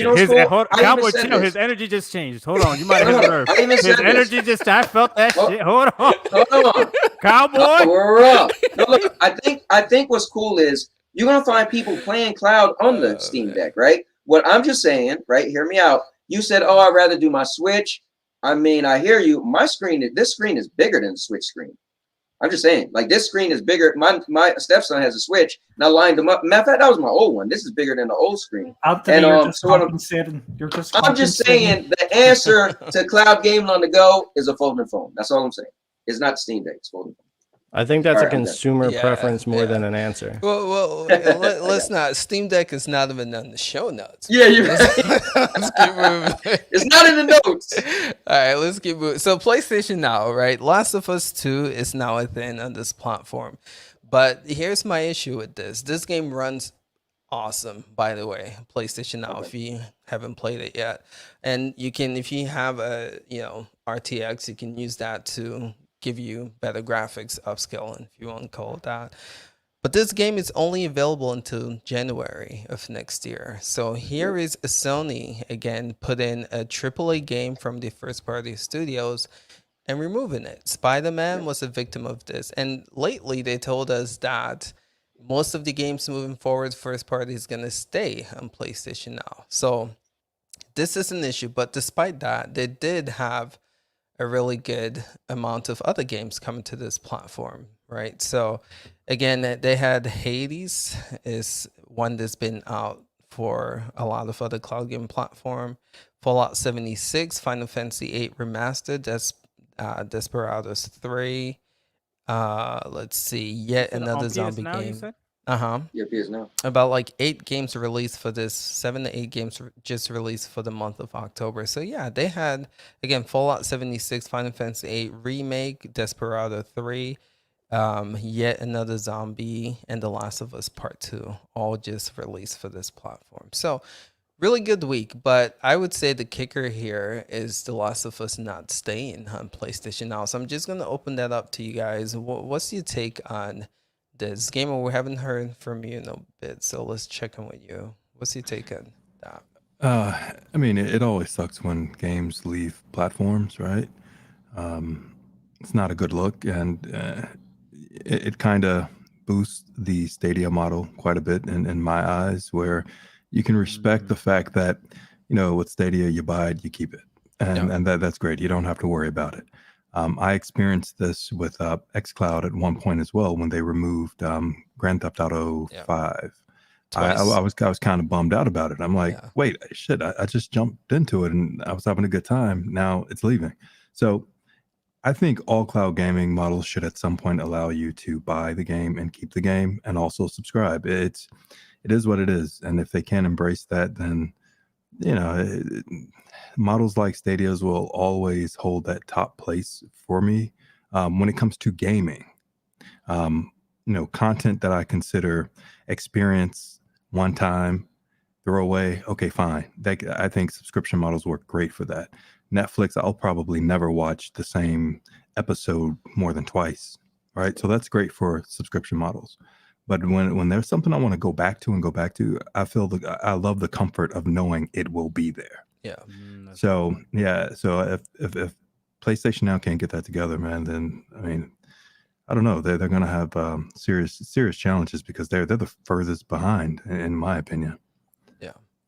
True. But the games are cool though. I mean, the Yeah. games that they have coming, and if they actually get it together, I mean, hell, it'll be like it is today. On the flip side, with consoles, they'll definitely own the top spot in cloud gaming when they finally get it together. Yeah. If not the top spot with xCloud, which is, I guess, in my opinion, you mentioned a game like Hades, right? Yeah. I believe xCloud is the best way to play Hades, right? Because of the custom touch controls. Microsoft is a gaming company. They gave you custom touch controls. I don't care. I don't need to be concerned about a LB or R1 or L. I don't have to worry about all of that because the touch controls are pretty damn fantastic. Whereas you look at Google Stadia, most of the touch controls with Stadia's games are just tacked on. It's like, I will never think about using touch controls with Stadia because Google's an engineering company. The tech is great. They're engineering company. They are not a gaming company. Microsoft took this touch control thing to the next level because they're gamers. They understand that.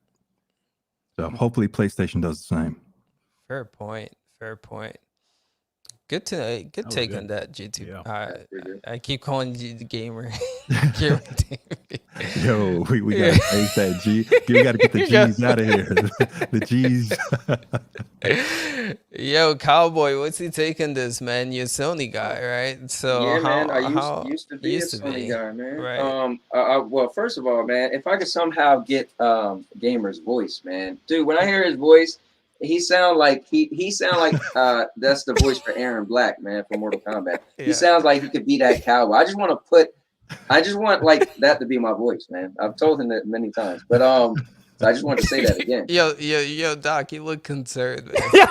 What, man? I like the dude's voice, man. He's got the coolest, smooth, like he got the cowboy voice, man. If I can have this man's voice, whatever, man. Listen, I can have my what's today? Saturday. They don't got like a male crush Saturday thing. Whatever. Anyway, let's move on. Let's go with it. Much love. That's my dude, man. That's my guy. All right. Duncan's just getting jealous. Duncan, you're my dude. All right. He's got control. I'm just getting jealous. That is it. This is hilarious. Listen, Gamer, man. He's a smooth talker, man. Listen. Yo, he's still going. Okay. Can I just ask the people in chat? Can people just clip that, please? Thank you very much. Listen, I'm comfortable with my manhood, man. It's okay. All right. Anyways, it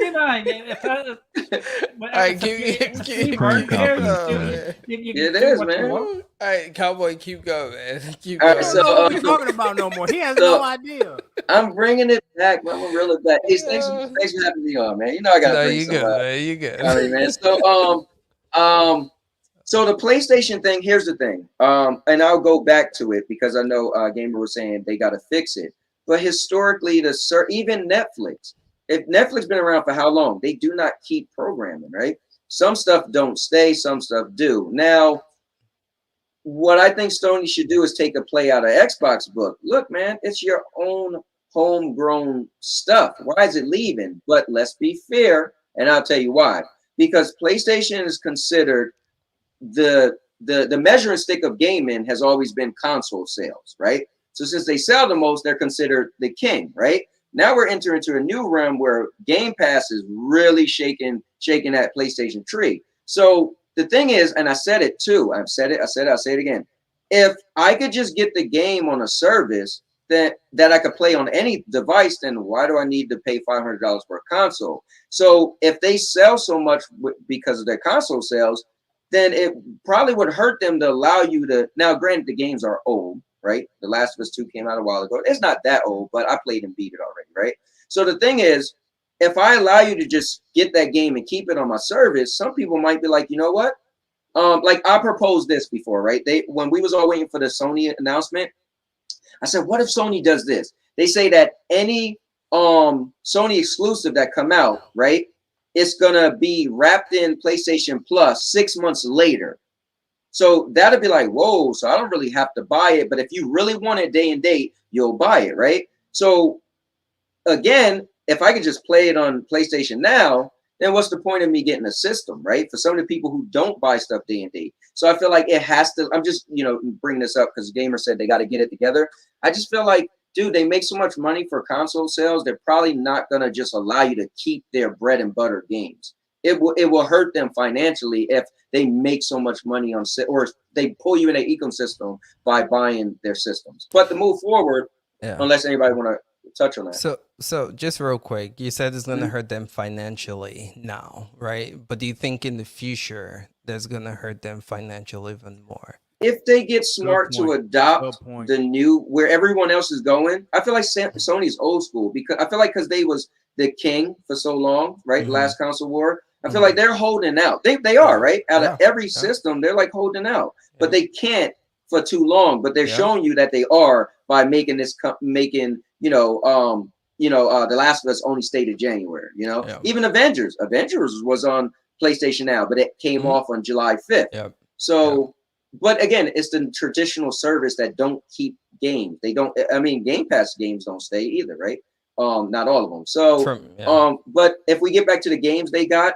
I mean, they got some heavy hitters. If you didn't play these games already, I'm the stickler for saying a game is old. Because the word interest means a lot to me. If I was interested, I would have played and beat it already, right? 6 months later, and then so. But for the people who didn't, I think they got some good stuff on the lineup. So kudos to PlayStation Now, and also you saying it played Last of Us playing really well. It does. So that's another thing. So GTP, I'm going to get to you because I know you tested it, but just want to give y'all a disclaimer for those of you guys who might want to pick this game up for PlayStation Now. Just know, in order to progress, and I'm finding this out with most of Sony's first-party studio game, you actually going to need a PlayStation controller because they're going to ask you to use that trackpad, especially in The Last of Us 2, to play that guitar. And boy, oh boy, if you don't have it, if you're using a Rizakichi or whatever the case might be, you cannot progress in that game. So that really sucks. That's a good just telling you guys with that, right? So GTP tested this. What's your take on it, man? Yeah, it's to say too, last summer when Spider-Man was on PS Now, and I didn't have a PlayStation at the time, and I was like, cool, I'm going to jump in and play Spider-Man. And I quickly had to drive to Best Buy, grab a controller, and come back, because after the first boss mission, you need the touchpad when you're sitting on. I'm like, no, I have to play. So I went and grabbed a controller for that. Here's the thing. All right, so games leave, right? Game Pass, PS Now, that type of thing. But that's supposed to be third-party games that leave. For Microsoft, first-party games stay forever.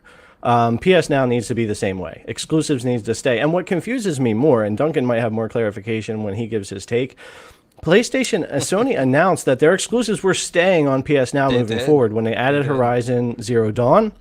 And then they added God of War. Those two games are permanent additions.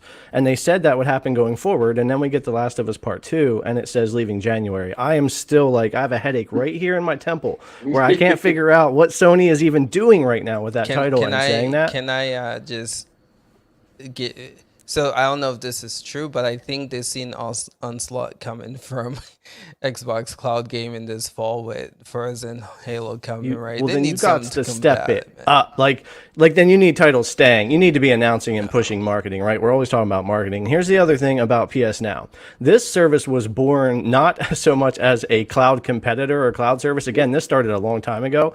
It was born out of backwards compatibility for PlayStation more than anything. Facts. And sorry, Duncan, but if it's PlayStation, I'm going to have stuff. I know PlayStation as well as Xbox. No. I thought you were going to bring in the on live, and you're not allowed to. Oh, no, you do. No, I'm leaving now. I always leave on live for you. That's why I was I'm not doing it. I'm not touching it. I'm not going to touch on live. So but PS Now was born as a console companion. Right here we are with companions again. You have a PlayStation console. You subscribe to PS Now, you can play older titles on your PS3, PS4, whatever, PS5 now. You can download them or stream them. So Last of Us Part 2, it's cool because I downloaded The Last of Us Part 2 playing PS5 version, 60 FPS because of PS Now, but they're going to pull it in January. Well, that's not what Xbox is doing. So if you want to compete, they are going to have to make changes and do better when it comes to that. But when it comes to comparing PS Now to other cloud, it's really difficult because Sony hasn't embraced cloud and put out a structure that's going to be competitive in the cloud space yet. We're still dealing with PS Now that was made for consoles only, basically, even though they have the PC app now. True. That mobile app needs to come. But let's check in with you, Duncan. here. What's your take on the PSN Now news this week? Very, very simple. It's got everybody talking, hasn't it? And why? It's the C word. And it's not the C word, but I get called all the time. It's the C word called. Yeah, be content. careful. You gotta clarify that, man. What's the C word, man? The C word is content. Oh, he came hard with that C. Yeah, Hey, sounds like what kind of show you running here? Eh? no, I said it's not the C word. I get called, so that's what I'm saying. It is content. The Last of Us 2 is a absolute influential and massive game, and it's no matter what ecosystem you're in, you have to acknowledge that this. Some people argue it's the best game ever made. For me, it's not, but I can see how well put together the game is and stuff like that. This is PlayStation's advantage at this moment in time. They have the studios, they've got the content. It's an absolute travesty that it is getting pulled off the service in January, February time, whenever it is, and it shouldn't really be happening. But PlayStation still have the upper hand. We know Microsoft are making the moves, and again, I'm no fanboy of any service at all. They are in such a strong position. They're just so influential. They've got the games, and we had Jim Ryan talk today, or not today, this week, about going out there and pushing for the next couple of 100 million users. They want to get that out there. Yep. So PlayStation now is in their sights, but they're not in a hurry to really push it at this moment in time. So for me, I think if we're just talking about the games, nothing's going to touch The Last of Us 2, even though I'm not a big fan, but we know what it is there. But we do need to know why they are pulling it off the platform so early. Yeah. I told you, man. It's if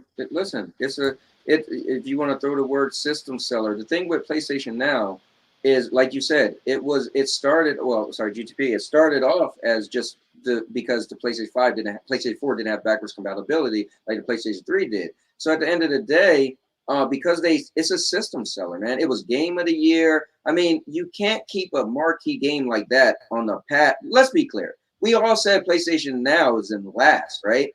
I don't think Sony looks at the cloud the way everybody else. Everybody's embracing the cloud. I think they're like, this is this, because they're selling the most consoles right now. So it's showing what they're doing is working, right? On that side, it's showing that they have the most amount of player base, right? It's showing that what they're doing is working without the cloud being what everybody else wants the cloud to be. They're only going to feel it. xCloud is doing a great job at making PlayStation feel it. I know so many people had a PlayStation 5 and also bought an Xbox or jumped into the Xbox, but I didn't know many people that got an Xbox that went that route, right? But at the end of the day, they're still the king of gaming right now. And a game like The Last of Us 2, you can't allow that to be on a second-end service forever. Like, come on now. Because somebody would be like, I think I'm finally going to get a PlayStation 5. And somebody would be like, no, you got to buy The Last of Us. Oh, I thought it was on PlayStation Now. Oh, yeah, never mind. Like, you can't have something like that deter somebody from buying a PlayStation 5. Right. And that's why I think it's not going to stay. So it just makes sense business-wise. I just want to mention something else as well with PlayStation Now, and I was going to bring it up, but I forget who actually brought it up in the chat here. The price of PlayStation Now for the whole year is $40. So it's cheap. $40. They have promotions too every once in a while. But yeah, Cowboy, what are you saying about PlayStation? And there's a quote saying Sony's focused on this generation while Microsoft is focused on the next 10 to 15 years of gaming, right? Sony's a very traditional company. They've seen what worked for them, right? They were like, all right, console first, exclusives. And I feel like that's what they're trying to do. But I feel like Microsoft's like, yo, I'm looking at the next 10 years, man. How do we reach the next 3 billion gamers? You know, Sony's still trying to figure out how to sell 100 million consoles. Anyway, let's move to Doc, man. What's your take on the PlayStation news this week? Okay, so I subscribe to PS Now. I actually like PS Now, and I Yeah. do like their games that you can stream as well. Same thing like GTP said. I agree with you 100%. PS Now, out of all of these services, is definitely tied to the PlayStation console. Like Yeah. that's where you're gonna get the best experience. Everything. I hate that there's even an app on PC that doesn't let you download the games on the PC. Like it doesn't Yeah. make any sense. Like Xbox did it. Like why wouldn't you do it? With that being said, though, I hear what everybody's saying, but I literally just did a review, a reaction to the Jim Ryan's interview. I don't know if you guys had a chance to see it yet. See it, watch it for yourself. It is amazing. This guy is not satisfied with just selling 10 to 20 million copies of a game. He Hmm. wants these games to be able to be accessible by multiple people. He even used the word gate. You know how people talk about gatekeeping, right? He even used that word, right? So what I see, what I got from the interview is that Jim wants to figure out a way to get more players to play these PlayStation games. And what Huh. I see is the most logical thing. It would be PC ports. Maybe they're not going to be day and date, but maybe 6 months later they come out on PC or whatever. But I wouldn't put it past him to really look at cloud as a possibility to get more gamers to be able to play, because it just makes sense. Trust, everyone's looking. Cowboy, I'll give you props for this, right? Cowboy always says, like, if cloud gaming is dying, because you got these people that are like naysayers about cloud gaming. If cloud gaming is dying and doesn't have a future, why are so many companies trying to do it? Doesn't make sense, right? And I always say, there's levels to this. It doesn't matter how smart we all think we are. There's people that are smarter than us that make more money than us, right? That are looking at all these analytics, right? Yeah. So I would be foolish to believe that Sony is not looking at cloud gaming somehow and trying to figure out how to jump into it. I just don't know if they have the money, the infrastructure to actually do it. As far as games leaving, though, especially The Last of Us, I think this is actually really smart and genius, because they know, right, that for the next few months, Xbox is going to have some bangers coming out, For sure. right? Yep. So if they could make you have to play, and I'll be honest with you, I actually downloaded The Last of Us 2. Last night, my son hit me up and told me it was on PS Now. I was like, okay, bet I'm going to download it, right? So my son has a PS5. I got a PS4 Pro, right? So we went ahead and we downloaded it, right? So I got it, okay? I know now that I got to play that game before January or it's gone, right? Okay, so guess what that's going to take away from? Ooh. Me being able to, right? Ooh. Okay. Because I Okay. know I gotta beat that game Okay. before January's over, right? Okay. I'm telling you, these people ain't dumb. These people ain't Interesting. stupid, right? Now, for someone that's already played it and it's not about subscription services and all that stuff, then they don't care. It doesn't matter. But for someone like me, yo, Interesting. I know Halo's gonna be on there forever. So why would I Ooh. rush to play it, right? And imagine the narrative if for some reason The Last of Us on PS Now has a higher player base than, God forbid, Forza or God forbid Halo. Just imagine. I don't think it's gonna happen, but just imagine what that would look like. That would be crazy, right? But I think that part of it is smart. Yo.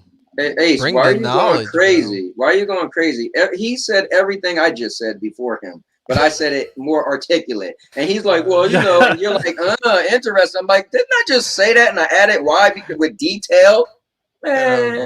Oh boy. I like the keeping people away from playing the other Halo and Forza. That's I never put that together. So good stuff. Again, that's the beauty of having a panel like this, Yeah. man. Knowledgeable people bouncing, discussions back and forth. It's good. It's good. Hopefully you guys watching will learn some stuff too.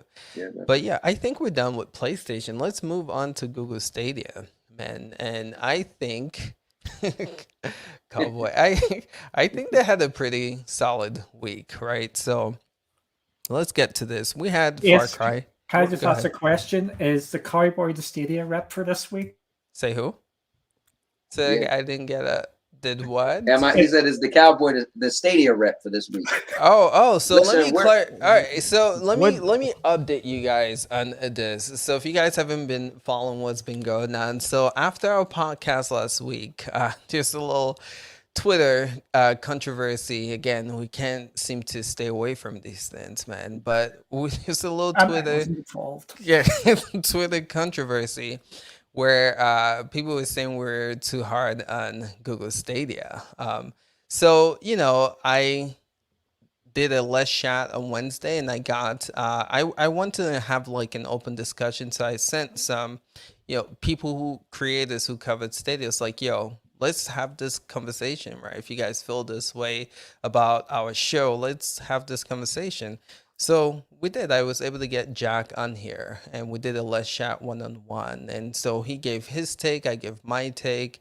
And so when that was all said and done, someone in the comments thought it would be a good idea for this podcast to have a Stadia representative, someone who is, about Stadia. So we are gonna do that, man. He I know, is about I know, I Stadia. know, He no, is That's oh, none of you I boy. know, guys, Doc. though. No, Boy, no, Stadia no, can do no wrong. Right? Ace, no, that's no, none of no, you no, guys. no. So we are gonna do that again. I think it'll be good. Again, the key for this podcast is to have really healthy, open conversation, but we're not stifling anyone from saying whatever the hell they want to say. But again, if people feel that having a Stadia rep here can get a better discussion conversation about cloud gaming Stadia up front. So we are gonna get someone. His name is Rock, ROKK. You guys know Rock. He's going Rock. to be a Stadia representative. So starting next week, you're gonna see Rock as a member of the CGX Cast. So stay tuned to that, man. If he doesn't It's do gonna be good, Why can you- we put him out. Why you think he's Duncan as a Stadia rep? Yeah, because Because he got a Sony headset on. Can Oh no, hold on. You have no clue the whole thing with Duncan. is- Nah, can I just say the last ahead. 2 weeks when we have been discussing Stadia, I arguably was the most positive. You have been. To be It's a front. it's a front. You could call me the cowboy. That's because you got a show called What Has Stadia Done Now, so you gotta try to somehow make yourself look like you like Stadia. No, well, get So on. Get on. let's move on, right? So Rock Alright. is gonna be here next week, but let's talk about Stadia. Yo, time flies in this podcast, man. It's I know, crazy. right? Yeah. Anywho, let's get right to this, right? So Far Cry 6 was announced and released, not announced, released for Google Stadia. This is a promotion to where not just Far Cry, but if you buy any game, like any expensive game on Stadia, you do get a Premier Edition. So you guys definitely check that out because I think it's ending soon, or if not, it's probably ended yet. Wait, what but- is it? What do you get? What do you I get? think it ends on the 10th. On the 10th. What do Okay, you, tomorrow. what do you get? You get a controller and a Chromecast. The Premier Yeah. Edition. They've ran this promotion multiple times. Damn, they trying to Resident get Evil. Stadia everywhere. Yeah. yeah. But the other games released was Assassin's Creed Rogue and the Falconer. So again, solid games to the platform. And then we had a game that was announced by Ubisoft, Ghost Recon Frontline, that was stated to be coming to the Google Stadia platform whenever that decides to release, which is like, was it Battle Royale type game if you guys were Yeah. interested. Yep, 100 And players. then yeah, it looks really cool, man. I'm a Warzone type guy, so the fact that Warzone's not on Stadia and you Yeah. can play this is good. Right. So the last thing is GTA 5. Everyone thought that this was coming to Google Stadia, the remastered, not GTA 5, but GTA remastered, the trilogies. the trilogy. But it came out, right? The announcement came out and Stadia was not included. So I know that was a lot, but for the sake of time, I'm just going to ask you guys to give your thoughts on all of that, right? Normally I break this up but we don't have time. So to get started with this, let's start with you, Cowboy. What's your take on the Stadia news this week? I think they have some good stuff. I mean, I could be critical. Me personally, GTA is just the most basic game, but it's super popular. It's overhyped. Those games are so old so it doesn't matter if that came or it didn't come. The Falconer I give it credit, it's cool. One guy developed that game. So I don't know if you guys know that, but there's one person made that whole game, which is Well, pretty cool. you talking about the Falconer? Yeah. Yeah.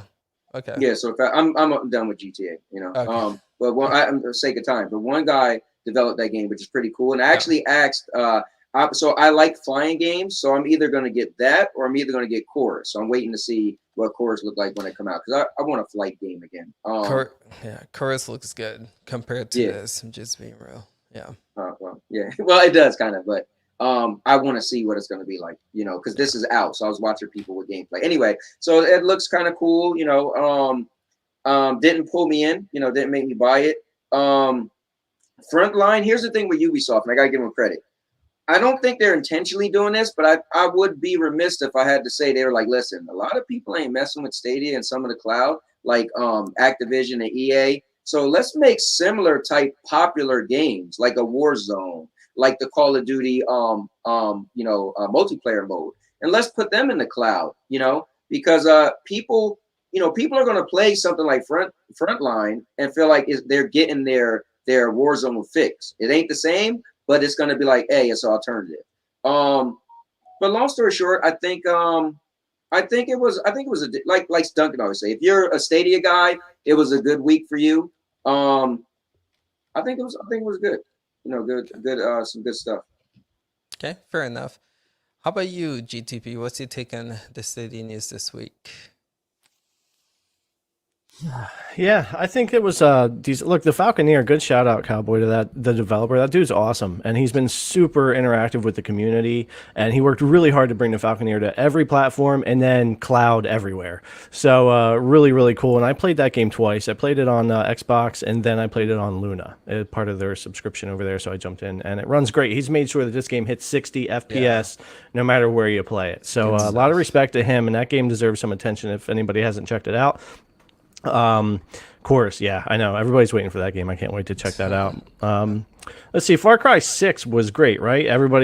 We've all harped on Far Cry 6 for GeForce Now and for Luna and all that. We're gonna talk about it with Stadia a little bit. Yeah. I was actually surprised. All right, like we knew the 30 FPS was coming, so the sting was kind of already out of that when I launched the game because I knew that was going to be the case.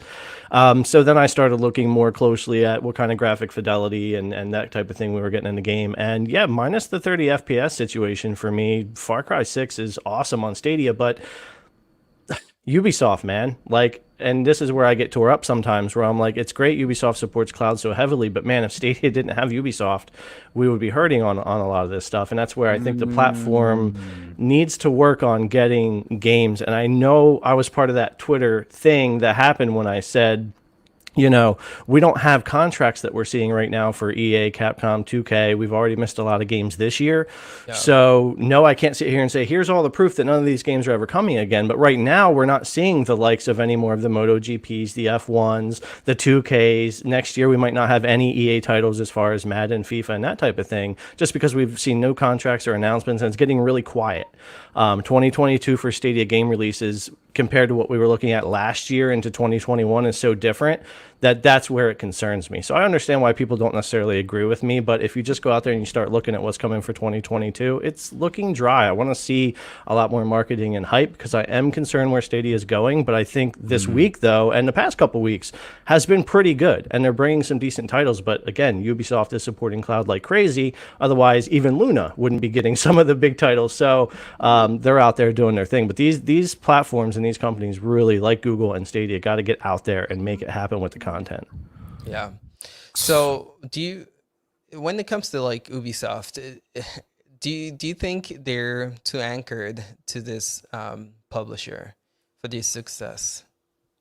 No, not for their. So Ubisoft's fine. Ubisoft is massive. No, I'm talking I don't know. Stadia. No, for Stadia's success, dude. What is Stadia's success point? We don't know. You know what I mean? They've been making a bunch of changes. They've been trying to make it easier for smaller developers to bring games to the platform. They seem to be trying to make it easier for larger developers as well. But then we're hearing the money's not there, and Google used to pay millions of dollars for ports, and Google kind of closed the checkbook to that, and that's why we're not seeing these new contracts. So we don't know what all's happening behind the scenes, but at a time where we've seen every other platform boom, right, with Game Pass, like I think they slipped accidentally the other day and said 38 million subs, and Phil Spencer was like, no, it's like 18 million. No, they're approaching 40 million subscribers on that. GeForce Now is at 12 million. You know, they were at 6 million a year ago. Everyone's booming, and we're just not seeing it from Stadia yet. And I've never said they can't do it. You know, I still love the tech, but the content's not there. The future drops aren't there, and that's just kind of where my perspective is on Stadia. I don't hold anything against Stadia. I still love it, but the content's not there for me personally if like I'm looking at the landscape of gaming and what games are coming the next couple of years. So could I answer that? You said what's Google's success, Stadia's success? I think we all agree. Well, not we all agree, but I think the fact that you can purchase your games, right? So you could. So when I did a video of, I went through every xCloud game, and I went through every Stadia Pro game, and then I went through every Stadia game, right? And so xCloud sounds great because when you think of it, you just think of, oh, well, it's tied to Microsoft, right? But when you look at xCloud lineup versus every Stadia lineup, then you'll see like, oh yeah, Stadia has them bangers, and they don't. Now, that was what, maybe a month ago. So, you know, Halo isn't out and isn't on that list yet, right? I think the thing is that I said this to Duncan in the chat. We were talking one day. I said, well, you know what I think with Google? You know how some people say, well, Google is just their little test and they're seeing. I think for Google, hear me out. You get somebody like me, right, who doesn't play games that much anymore, which sucks. I was a big gamer. You get somebody who's like, oh, I just got back into gaming. You get somebody who's like, I'm not paying that much for a console, right? I feel like Google realized, you know what? All of us that get mad on Stadia, I feel like Google realized it's good enough for some people. And I don't know how much money they're making with Stadia, but I feel like they're making enough to be like, you know what? Stadia is good enough for those newbies, and Stadia is good enough for the introduction of cloud, and we got the tech. I feel like they're not, they don't look like, which to you guys is going to be negative, right? But they don't look like they're pressured to be like we sometimes say, like Duncan say all the time, I'm concerned. To me, I'm like, I don't know. It still works. They're still getting some games. They're not getting the bangers, but I feel like somehow in the back room, they're probably like, it's good enough. And they got enough money to sustain it just to be good enough. And we want more, but I got a feeling they're like, you know, we'll get there, and they're just slowly getting better. So for some people, Stadia is not gonna. That's why a lot of people get on me. Oh, Stadia. I said, I will never ever try to sell Stadia on somebody. I'm a fan of Stadia, but guess what? I barely play. You're not gonna get the games you want, right? And I'm being honest, right? You're not gonna get those big bangers. It's gonna do what it needs to do. It's gonna give you a certain catalog of games that you could purchase and keep. You'll never have to worry about them leave. It's gonna pretty much, if you got decent internet and data, it's gonna work for the most part, unless you're somewhere that it just can't. But for the most part, it's gonna work. I feel like Stadia is just good, and Google probably like, you know what?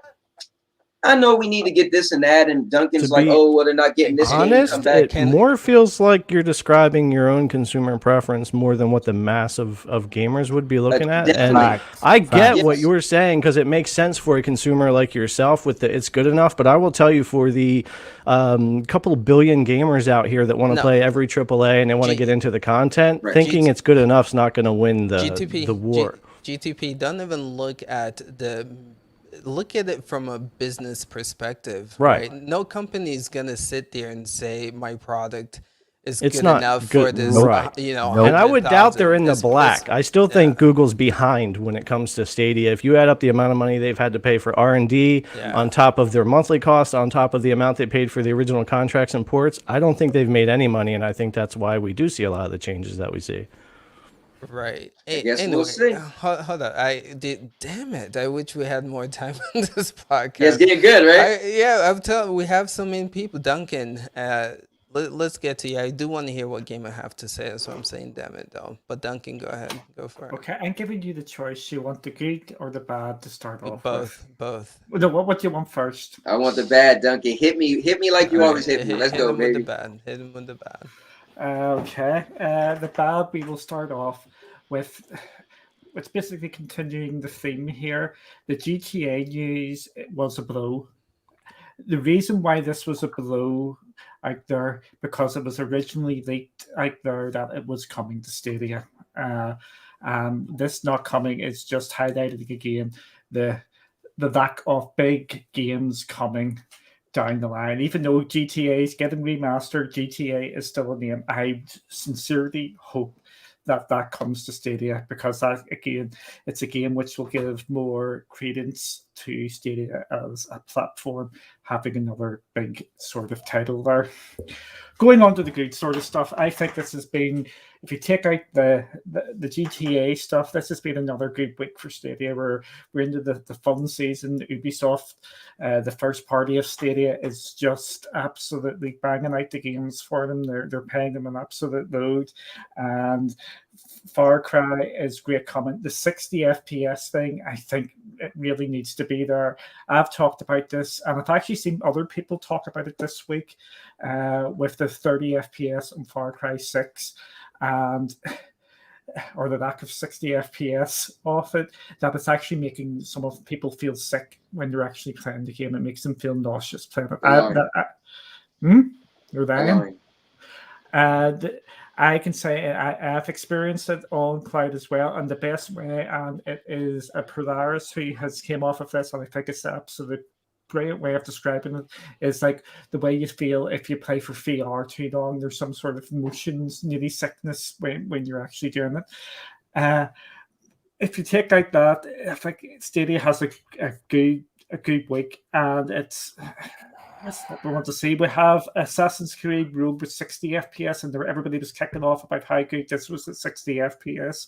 60 FPS only matters when you get it on Stadia. So it's just fun, but good week for Stadia overall. Okay, fair enough. The gamer, let's hear you, man. Let's see, take here. You've been quiet for quite some time. I mean, God, I'll make this quick. I think it was a good week for Stadia Soft, right? That's it.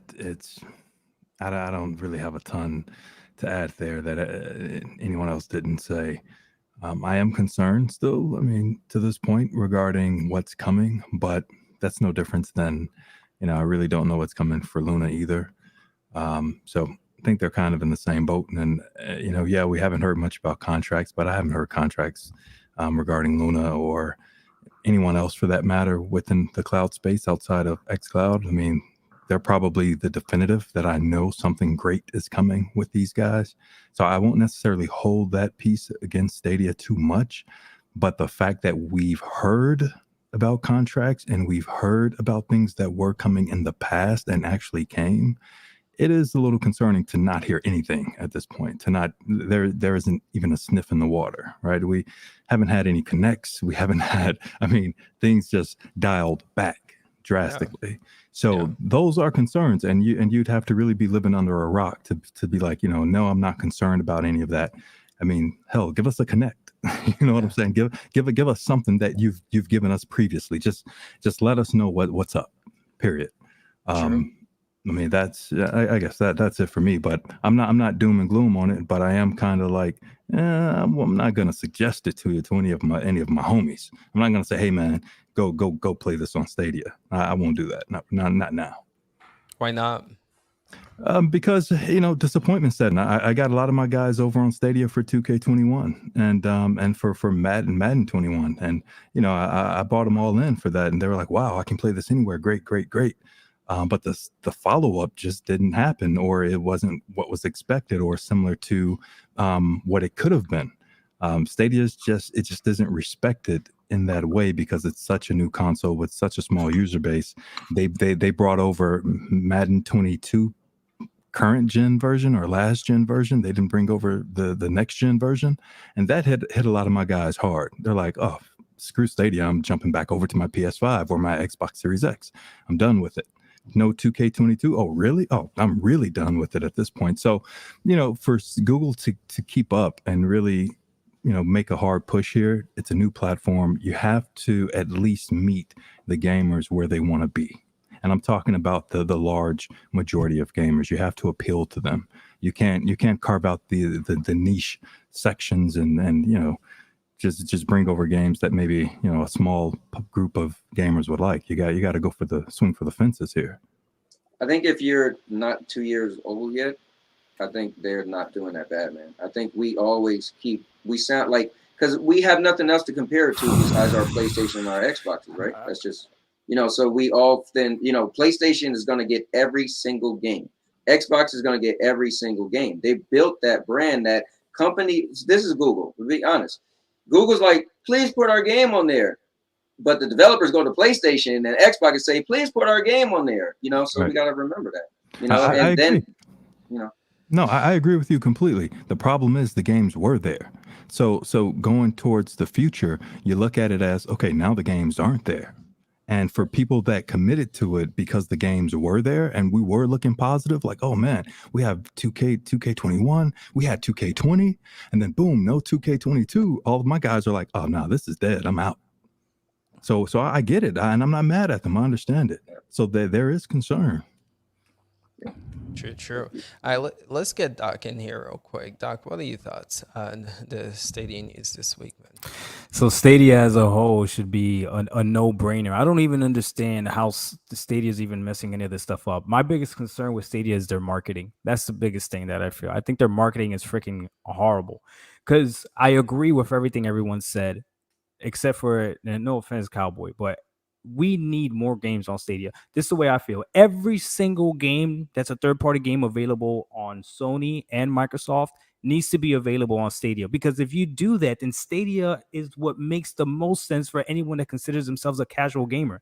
You literally can have a next-gen console for free, because you don't even have to pay for Pro. For free, you can play with whatever controller you want for free. The only thing you have to do is buy the game.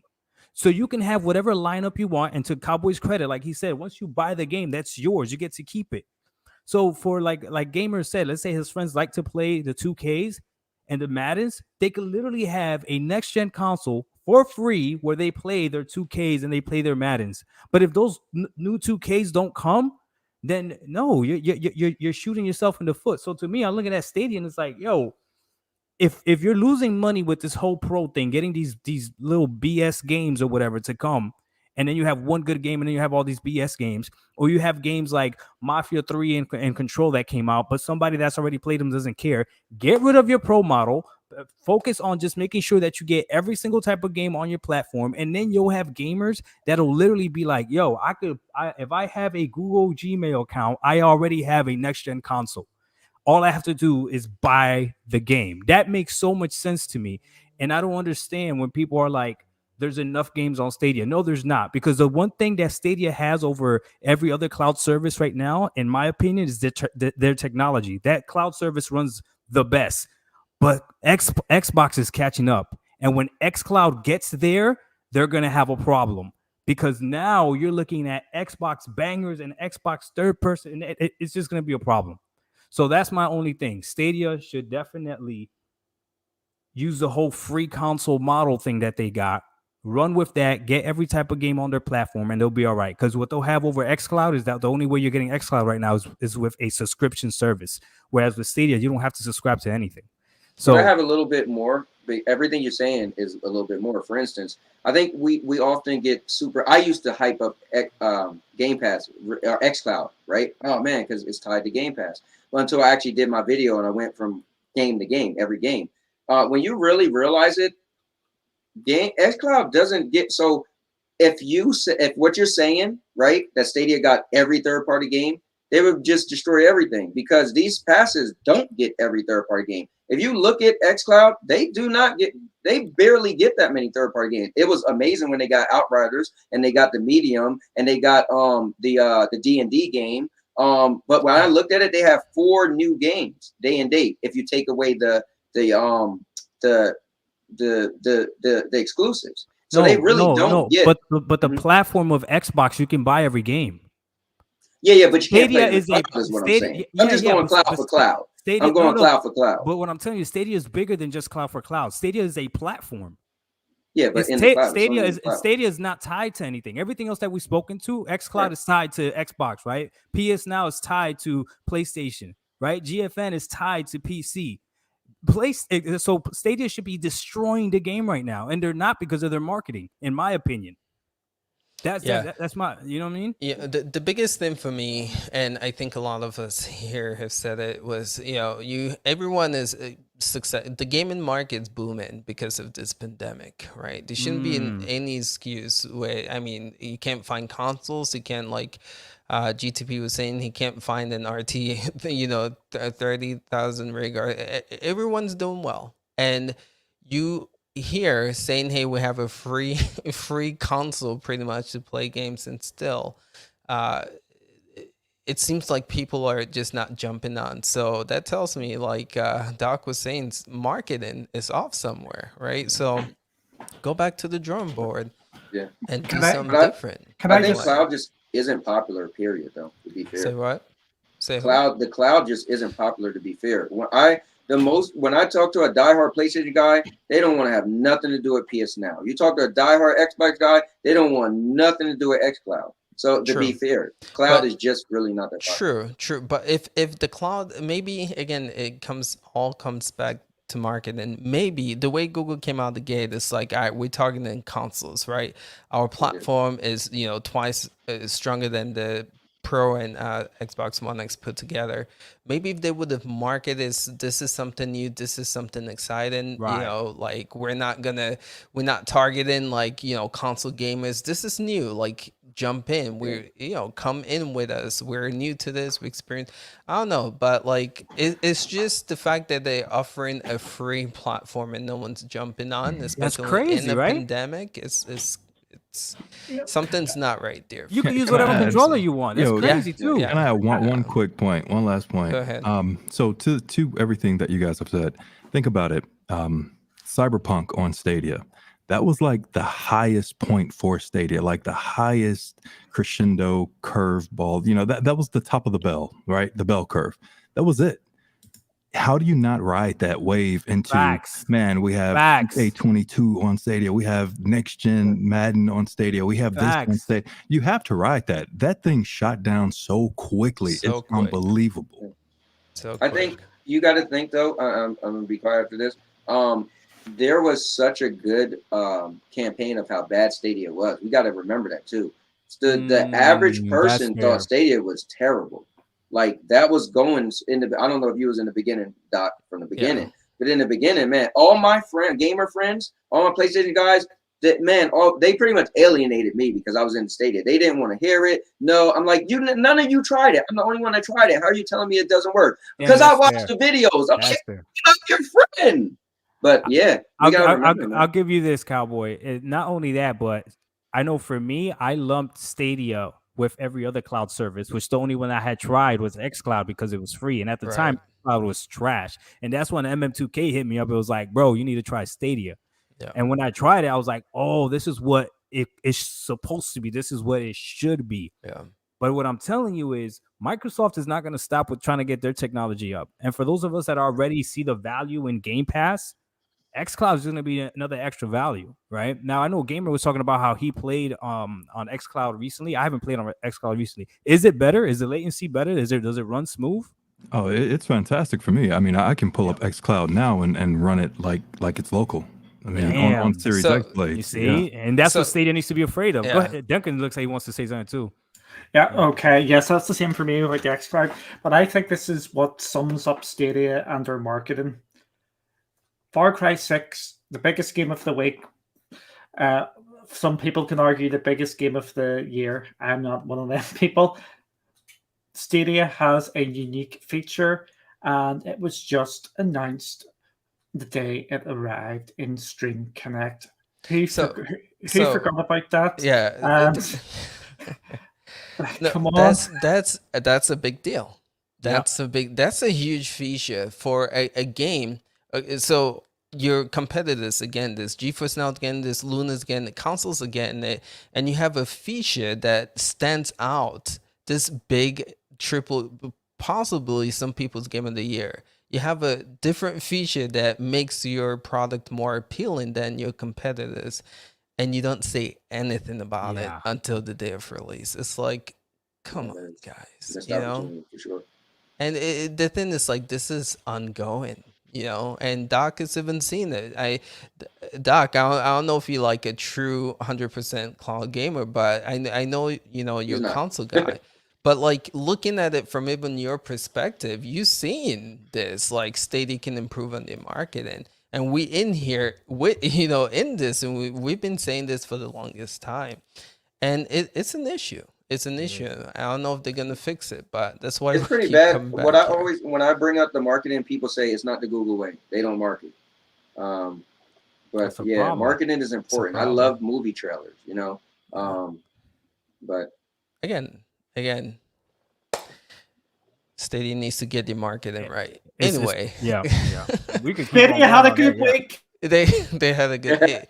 We're real here, man. We'll say this it is, but Xbox Cloud Gaming, real quick. Let's just touch on that, man. We're out of time, but again, they release they release some games. Nothing like breathtaking here. Just gonna read them out quickly. Oh wait, one game was incredible, which is Phoenix. What is it? Phoenix Point. Again, they told us this game was coming to Game Pass. Didn't announce xCloud, but it's a thing now for xCloud. So check that out if you haven't yet. There's a game called Visage. I don't know if I'm saying that right. And then what is this? The Procession to Calvary. Again, they're not games to go and play right now, but just want to update you guys that they did get some games. The other thing I want to let you guys know is that there was an interview, an article that went up, and they said that most of their upgrades to the Series X custom Series X blade is finalized, and we should be seeing all games take advantage of that. And then they hinted at TV support coming to xCloud, and they hinted at a 4K upgrade. So we know that they've talked about that. There's been rumors of them talking about 4K coming to xCloud. So stay tuned, y'all. That might be a thing this fall, especially trying to push Forza and Halo Infinite in the cloud. We might see that come this fall. So yeah, man, good stuff for Xbox Cloud Gaming overall. Anyone want to hop on that? I just want to say this, man. Yeah. I like Stadia because it fits me perfect. But me and Doc did a video together months ago, and I said it, and the video was about how great xCloud was. Literally, the whole video was us saying how great we think xCloud is. And I said it there. I said it many times. I'm only tied to my wallet. That's only to be honest with you. I like Stadia because I'm a Facts. basic gamer, right? But let xCloud allow you to purchase games. All the people who like me, they hinted it, but people always say, well, when xCloud get there, listen, we'll get, when we get there, let's talk. But that's the day you're gonna be like, Cowboy, I just heard you could buy any game on xCloud, and you could have their pass, and you could get all their day and date games and some day and date games. You hit me up when that news happens, because there's gonna be some. That's gonna be dope. That's gonna be dope. And because the value is, again, like I said, when I dissected Game Pass, I was like, I mean, they got some good third-party games, but they really aren't bangers. Now, when they get the exclusive, you can't take that away from them. To have a pass and your exclusives are tied, that's a win. But their third-party support, it was decent. But if you could buy a game in the cloud, nothing's matching it. And you got the xCloud, blades. That's gonna be a scary day, for everybody. GFN, PlayStation, Stadia, everybody. Yeah, true. Anyone else want to add to xCloud? I'm gonna just say this. I'm gonna leave it at this. Phil Spencer a long time ago said that his competition was not Sony or Nintendo. That his competition was Google and Amazon. Yeah. That man understood something that I did not understand at the time. Because at the time when I heard that, I was like, "You're out of your damn mind, Phil." PlayStation mopped the floor with you. Like, how are you gonna say they're not your competition? Yeah.